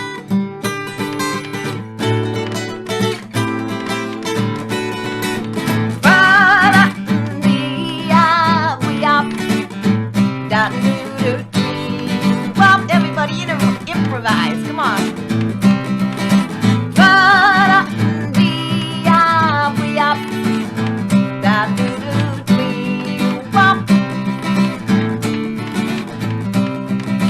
Lacing up their soccer boots, Granny stretched their legs and stepped out on the ragged football patch.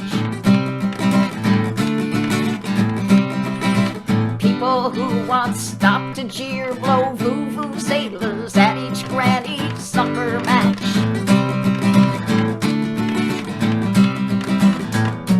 Dance stepping around the ball. That's the one I forgot. Dancing up and down the field, waltzing round the ball, transcending definitions, breaking through traditions. War, a keg, a keg, go, go, go, Granny, go, go, Granny, go, Granny, go, go. I'm a granny. A keg, go, go, go, Granny, go, go, Granny, go, go, go, Granny, yeah. A keg, go, go, go, Granny, go, go, go, go, go, Granny, yeah. A keg, go, go, go, Granny, go. That's it. Okay. That was fun. That was wonderful. Thank you. Oh my goodness. I would never have guessed that you're 80 years old. Well, Look at your arms. Next March. Oh, well, I would never guess you're 79. Well, What is your secret? You must work out because look at your arms. I They're don't great. work out, but I do walk every day. How My much- daughter works out. You should see her. You know, she's like, that's what she does. She's a fitness coach. But she's been Ah. trying to get me to work out. Well, you I look think it's- terrific. Thank you. How much do you walk every day? Oh, I would say my goal is to walk for 20 to 40 minutes every day. You know, and It's not a distance goal. It's a time goal. well, I don't know. I'm very undisciplined. But you look great. And I wanted to ask you about your book. Is there a publication date for it? Yeah, it'll be in September, and it's actually on Amazon now. You can pre-order it. Ooh. And it's Bev Grant archival photography, I think, 1968 to 1972. And it's what they call a monograph. So it's my photos, and I've got two wonderful writers who have contributed. One is a historian named Joanna Fernandez, who just came out last year with a book about the Young Lords Party. And this artist who befriended me when he bought some of my photos when I first started putting them on Facebook, you know, about around 2017 or so, he contacted me, and, you know, he kind of like the generosity that I've received from other photographers who like my work. You know, I mean, I never thought of myself as an artist. You know, that was not why I took those photos. I was working for the alternative press. You know, I was part of the organizations I was taking photos of. I was planning the Miss America beauty pageant as well as taking photos of it, you know, and being in the auditorium and setting off a stink bomb with other people. You know, I mean, it was really very much activism. But now I'm beginning to appreciate myself as a photographer, as an artist. Did you have a fancy camera? No, back then I had a 35 millimeter single lens reflex Pentax black body and with a separate light meter. Now, I mean, I use my iPhone. I mean, I do have some cameras, but for me, it's always just, I want something that I can whip out and take photos of, and, you know. So what's the title of the book again? Bev Grant Photography, photographic archives or something. If you just Google me and photography, you'll find it. Well, thank you so much. Thank You're you. a fascinating woman. Oh, well, thanks. And I'm really happy that I was here. Oh, well, thank you. Thank you. Yes. Our next performers are a married couple who are coming up on a really big anniversary. And I thought, I know a lot of you are fascinated about folk singers, you know, the lives that they lead. So I asked Ron if she would give me the story, you know, sort of a thumbnail sketch of how she and Jerry met. And so this is what she wrote. She said, I met Jerry through Alan Jacobs of Jake and the Family Jewels. Jerry was playing bass for them. Now, the next time we met, I had gone to Folk City to see the Quinami's band. Jerry was playing, oh, did I say it wrong? Quinn Ames. Quinn Ames. Well, she knows how to pronounce it. Jerry was playing bass and flute and singing the low part. I've looked at their videos of just their music online. It's a wonderful vocal band. And she said, I enjoyed their show and reconnected with Jerry after the set. Now, weeks later, I was playing a tiny place, Danny's Digs, and in walked Jerry and sat down to hear me. Later, he invited me to his parents' place because he wanted to play a record for me. The record was Robert Redford's recording of Wolf Calls, which was wonderful. We hugged goodbye, and I went home thinking that Jerry had just done his own unique and intriguing seduction. A few weeks later, I was doing my show at Folk City to a nearly empty house, and I noticed Jerry sitting at the bar and listening. After my show, I invited him home for coffee. He's been there ever since. And I will announce to you that in March of 2022, Jerry Burnham and Ron McKinnon Burnham are celebrating 50 years of marriage. And here they are on July 4th, celebrating Independence Day with us. Ron McKinnon Burnham and Jerry Burnham. Thank you. Can you hear me? I don't have to press any buttons, do I? Okay. Okay, here we go.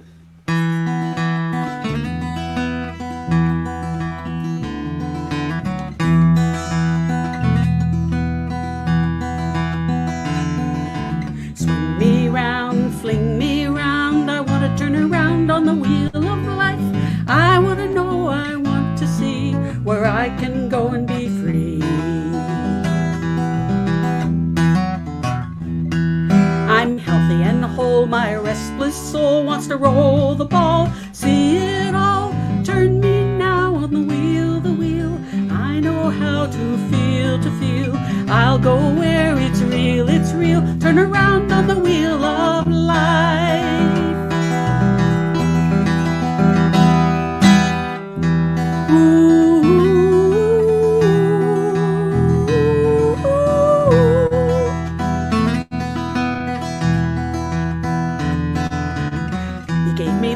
You gave me breaths, life short and sweet, then complete. I'm not afraid of facing death. Let him wait like a proper suitor while I learn from another tutor. Dear old Father Time. I might get hurt, might lose my shirt. I might get caught between the spokes. So I'll leave them laughing when I can and wave goodbye as I'm flying high. Swing me round, fling me round. I want to turn around on the wheel of life. I want to know, I want to see where I can go and be free.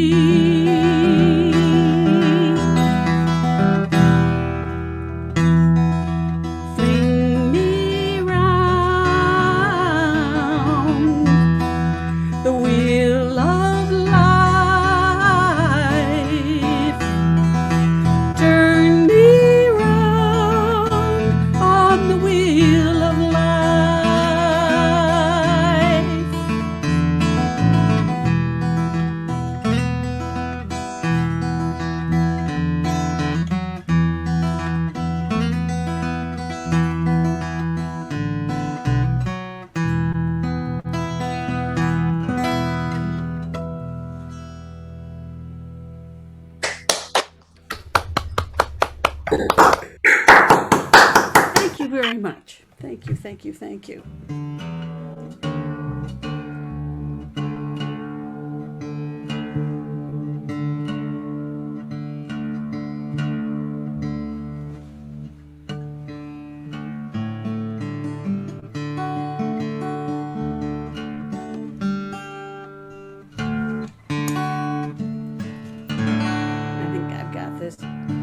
This is a song, this is about a real person, except it isn't about a real person. It's kind of like, I got the idea for the song from a real person. There's a lady singer down in the South. I met her many years ago. I haven't seen her in many years. I don't think anything about her life really turned out the same as the song, except that she has the most glorious voice. And I think the voice was what set me off on the fantasy that led to the character that led to the song. So here goes. This is called Anne.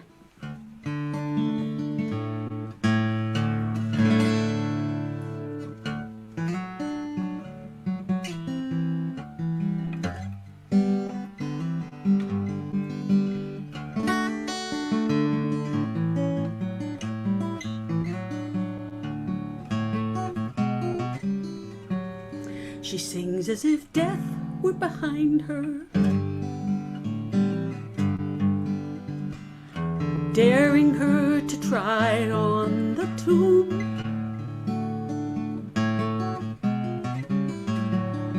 She sings as if each breath would blind her. Her voice still reaches to the back of the room. Oh my, that bird can fly,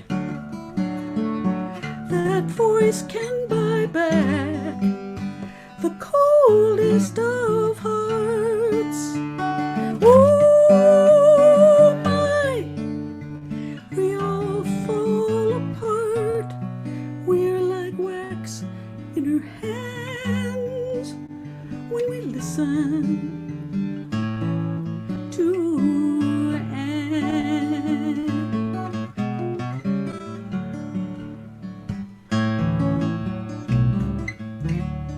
She sings in saloons on the side streets.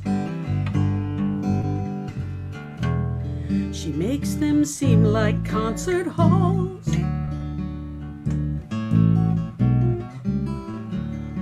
She takes the stand with timid feet, picks up a mic and she shakes the walls. Oh my, that bird can fly, that voice can buy back the coldest of hearts. Oh my, we all fall apart, we're like wax in her hands when we listen to Anne.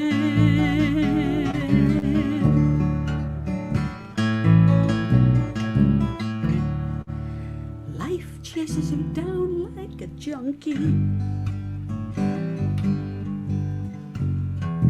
Night is starting to show in her eyes.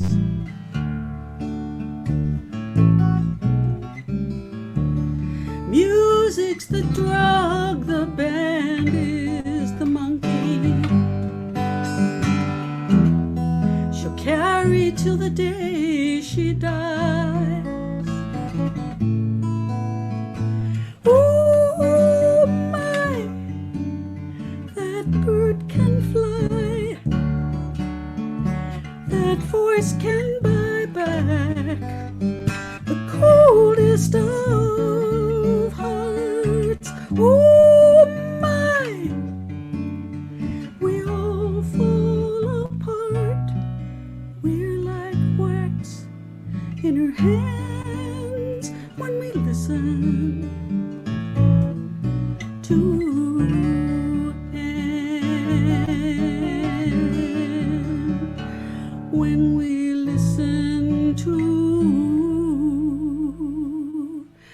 Are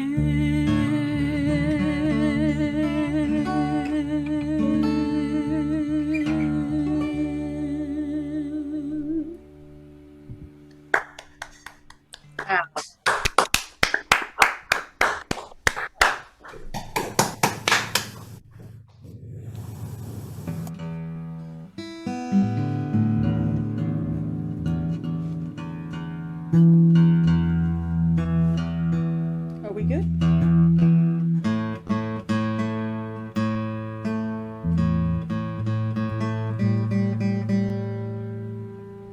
It's hot out here in Seattle, so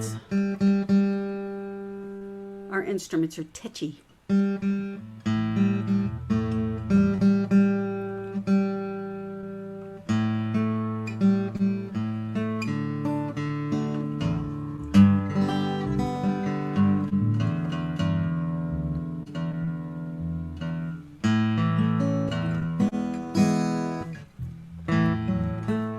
Okay, first of all, I shouldn't start up. I should thank you all. Thank you guys for having me. I really appreciate the invitation and the chance to hang out with y'all. Jerry and I don't play out very much, so we feel privileged that you guys have invited us to join you today. And I hope we see you around the quad. This is a song called Someone Who Needs Me. And we all need each other, so here we go.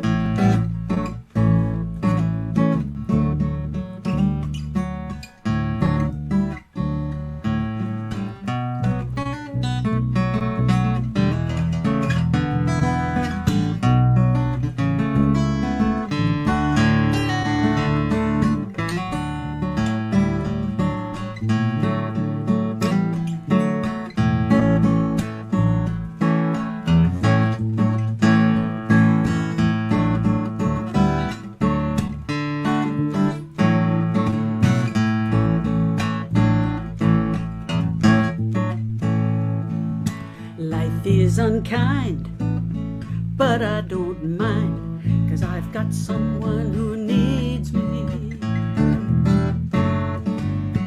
Life is unfair, but I don't care, 'cause I've got someone who needs me. I work hard through the day so long.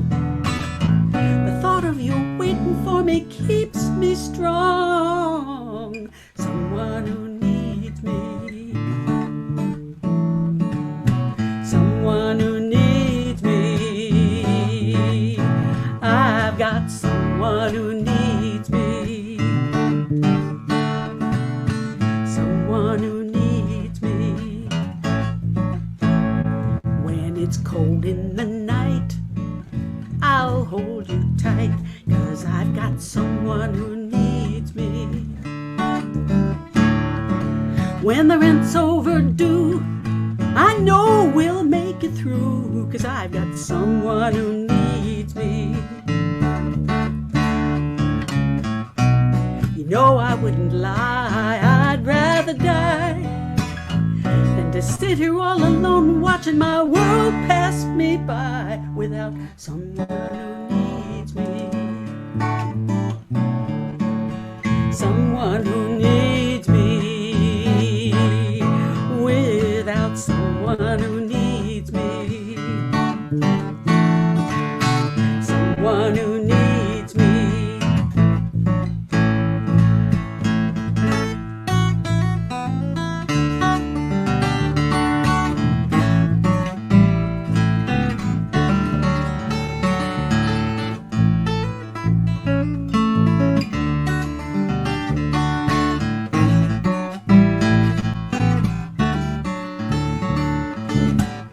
Easier than alone, it's living for two.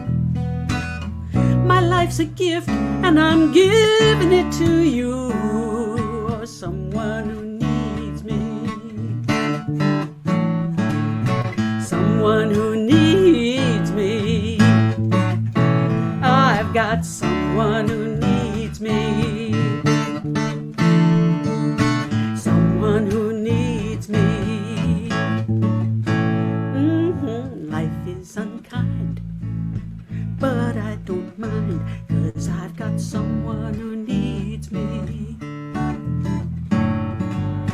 Life is unfair, but I don't care, 'cause I've got someone who needs me. I work hard through the day so long. The thought of you waiting for me keeps me strong. I've got someone who needs me. Someone who needs me. Someone who needs me. Someone who needs me. I've got someone who needs me. Ooh, someone who needs me. I've got someone who needs me. Someone who needs me. Oh, someone who needs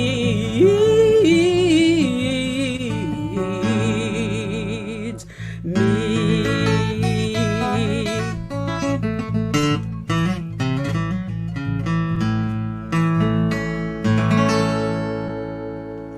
Thank you all.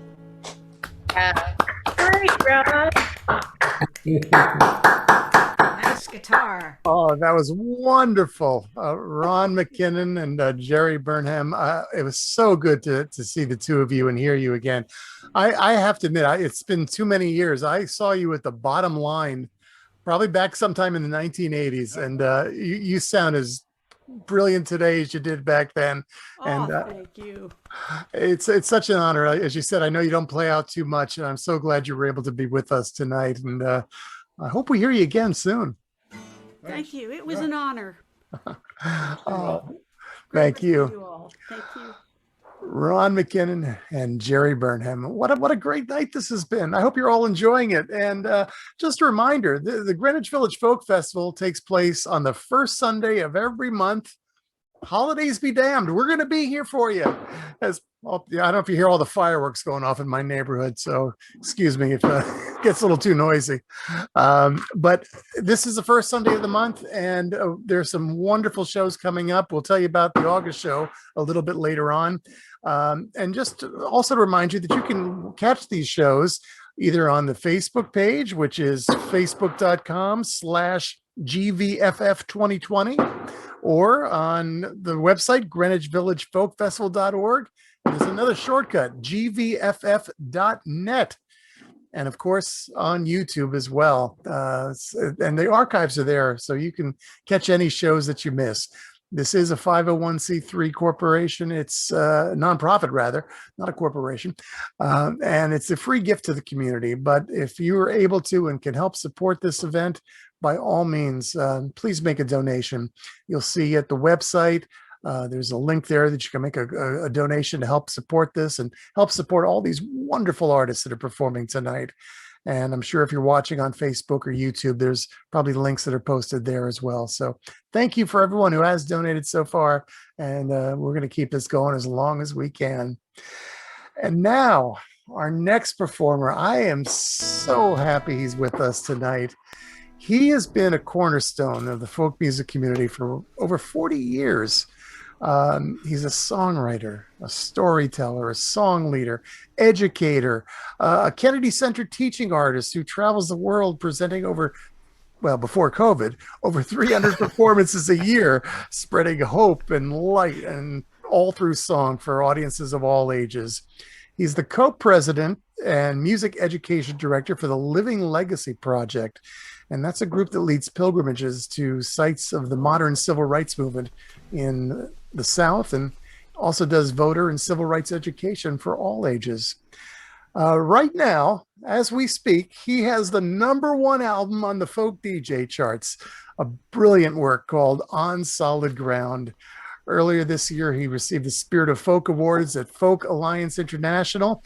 And just last weekend, he received the Phil Oakes Award from the nonprofit group A Still Small Voice, another wonderful organization dedicated to art and culture through community. And they award the Phil Oakes Award each year to an individual whose music and activism emulates the spirit of Phil Oakes. It is indeed an honor on the 4th of July to bring to you all the one and only Reggie Harris. Oh, thank you, Ron. I'm going to give Brandon a chance to check out my sound because I changed sound input while I was waiting and listening. So, hey, how we doing, Brandon? Still sound great, Reggie. Wonderful. Well, I'm going to play a song that I haven't played for months because some of you may have known, but in addition to all the wonderful things that have been happening to me and all the marvelous people I've been able to connect with and all the incredible things that are happening in a world that is divided and struggling, I slipped on some black ice 3 months ago and fractured my wrist. And I haven't been playing the guitar for 3 months. Certainly not this song, but I think I'm close. So we're going to go for it tonight. This is the 4th of July, and the song is called It's Who We Are.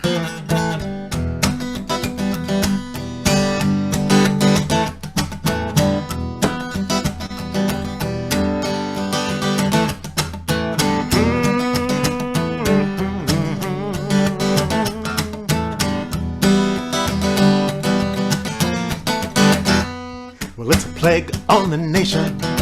It's all across the news, splashed up in color for all the world to see. Leaders say they're angry, people are confused, so I guess this just comes down to you and me. It's a universal struggle, one spread the vicious lies.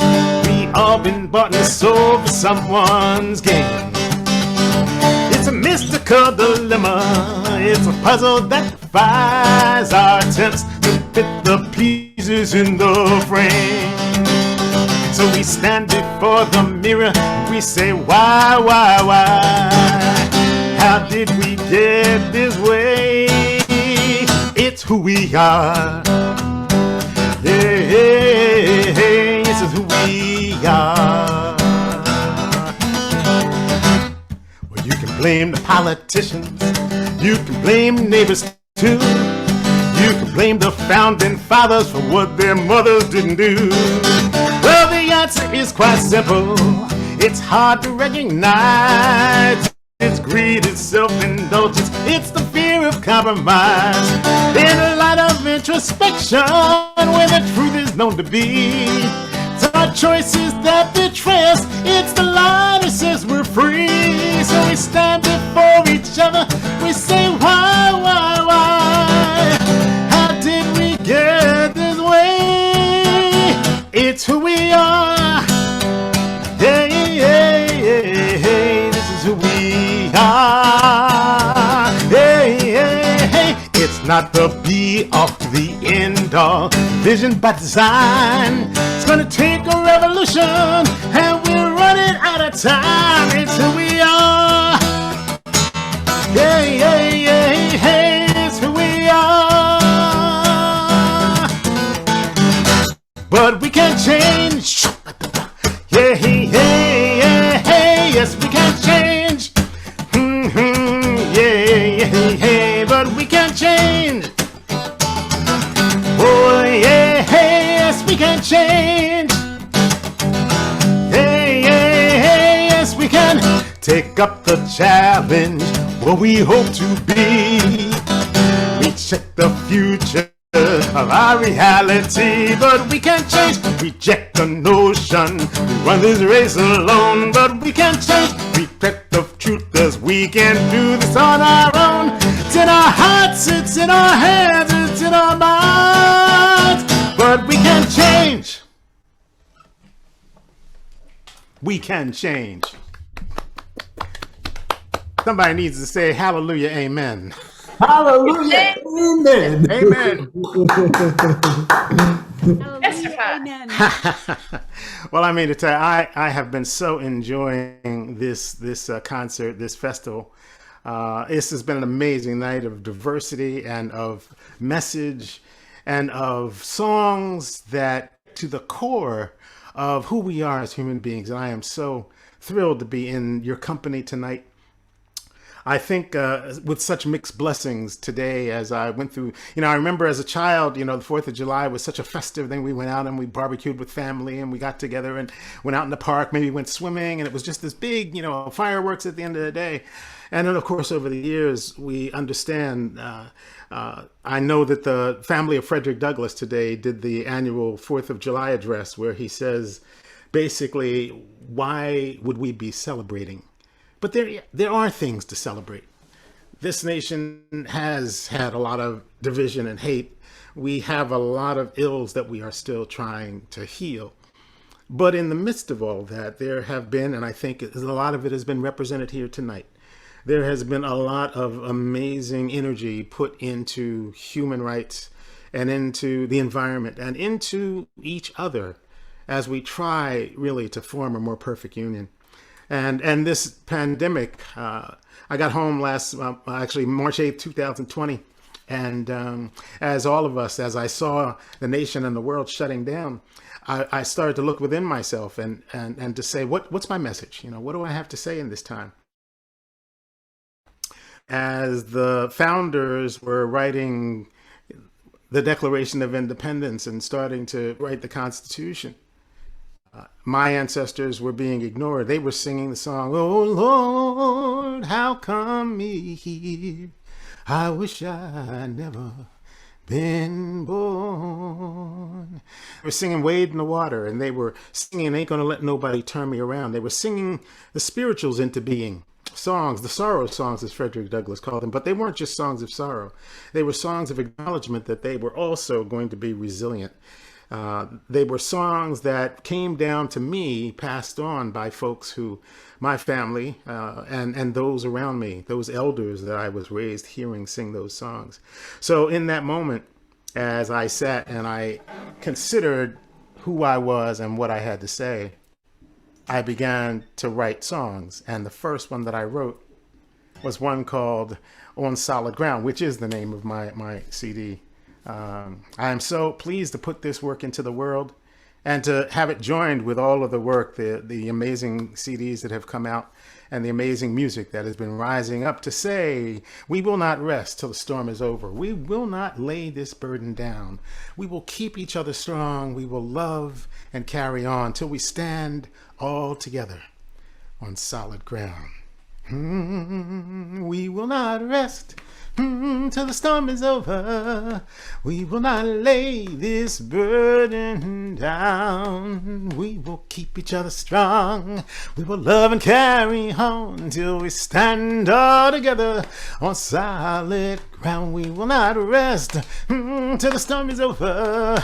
We will not lay this burden down. Well, we will keep each other strong. We will love and carry on till we stand all together on solid ground. Been a long, hard journey on a winding road. So many have gone before us. They carried a heavy load, but they went there singing as they made their way.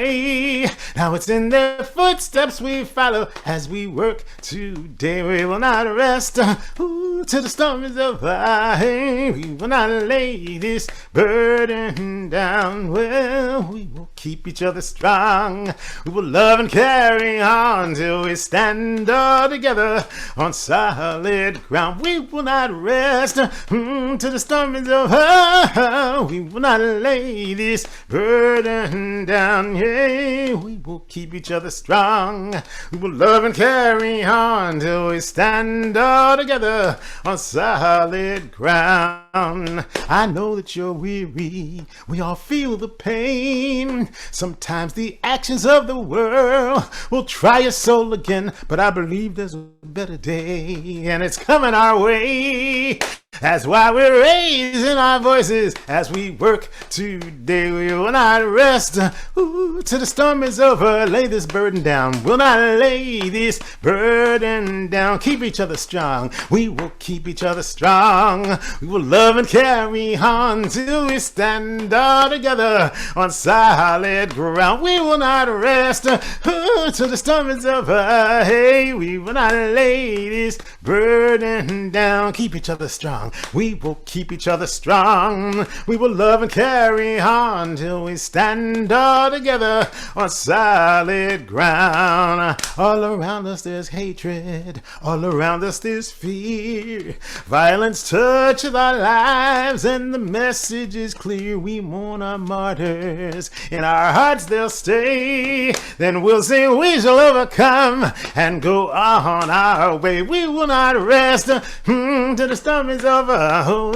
We will not lay this burden down. We will keep each other strong. Yeah, we will love and carry on till we stand all together on solid ground. We will not rest. We will not rest till the storm is over. Lay this burden down. We will keep each other strong. We will love and carry on till we stand all together on solid ground. Till we stand all together on solid ground. Till we stand all together on solid ground.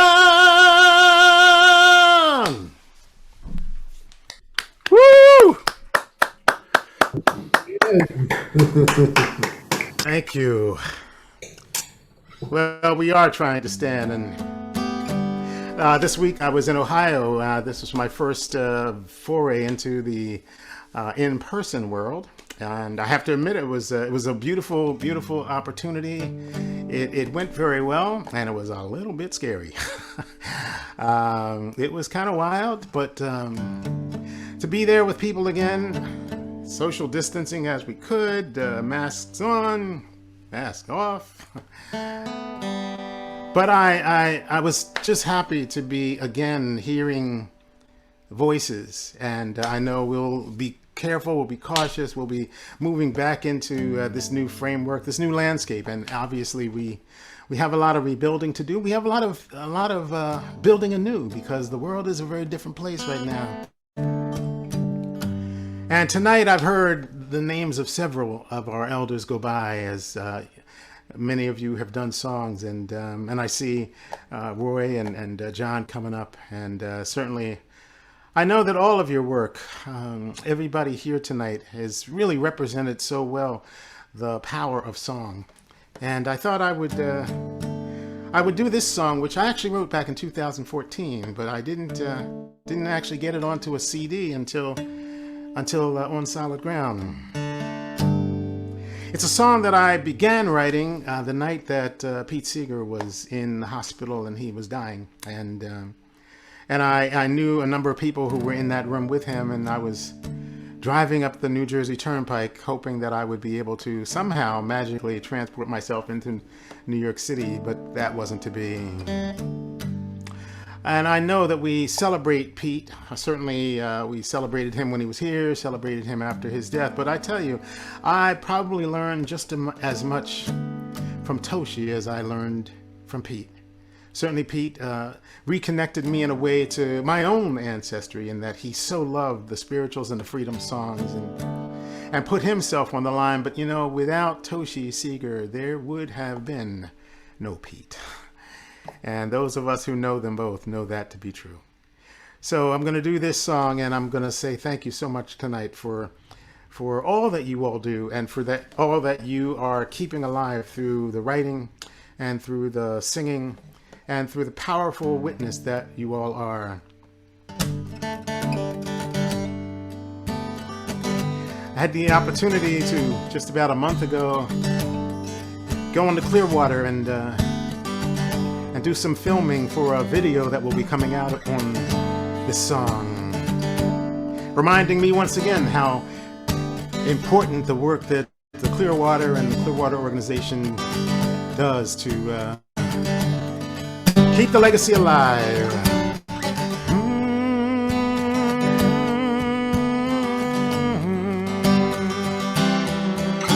The news came over the air tonight. Pete Seeger went sailing today. Set out on the Hudson about 9 o'clock, searching for new songs to play. Passed by Bear Mountain, making great time as the water slapped hard on the bow.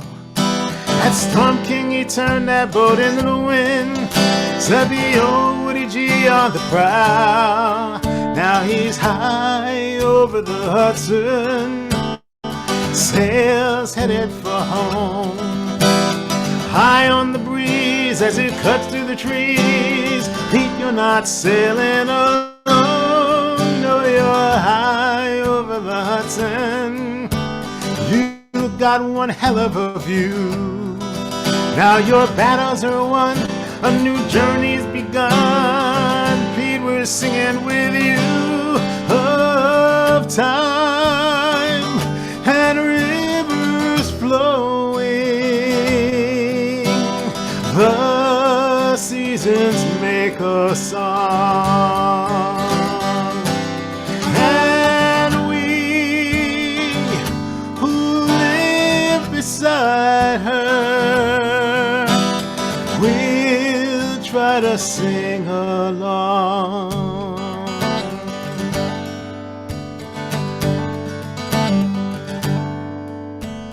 Troubadour's life has its ups and its downs. That there's so much that's been said. He spoke out for justice year after year, a leader who actually led.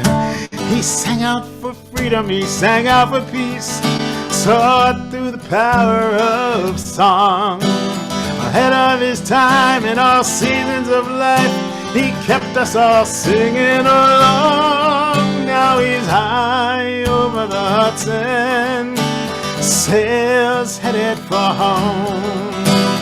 High on the breeze as it cuts through the trees. Pete, you're not sailing alone. No, you're high over the Hudson. You still got one hell of a view. Now your battles are won, a new journey's begun. Pete, we're singing with you.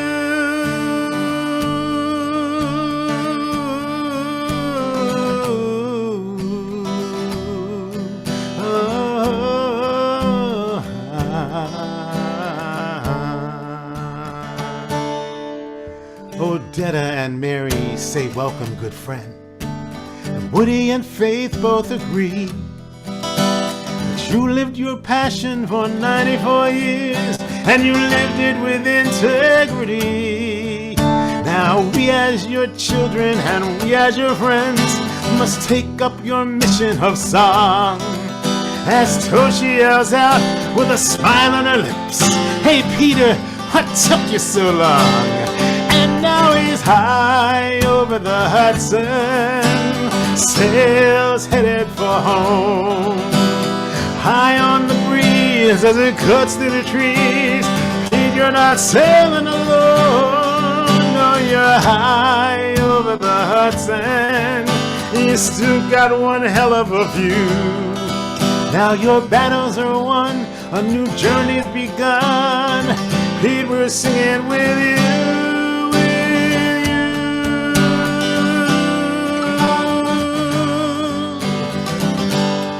And we who must join in can stand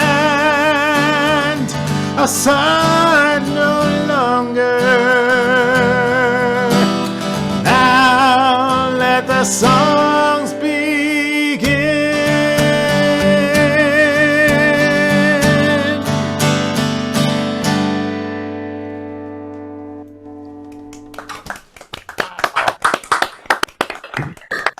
Incredible.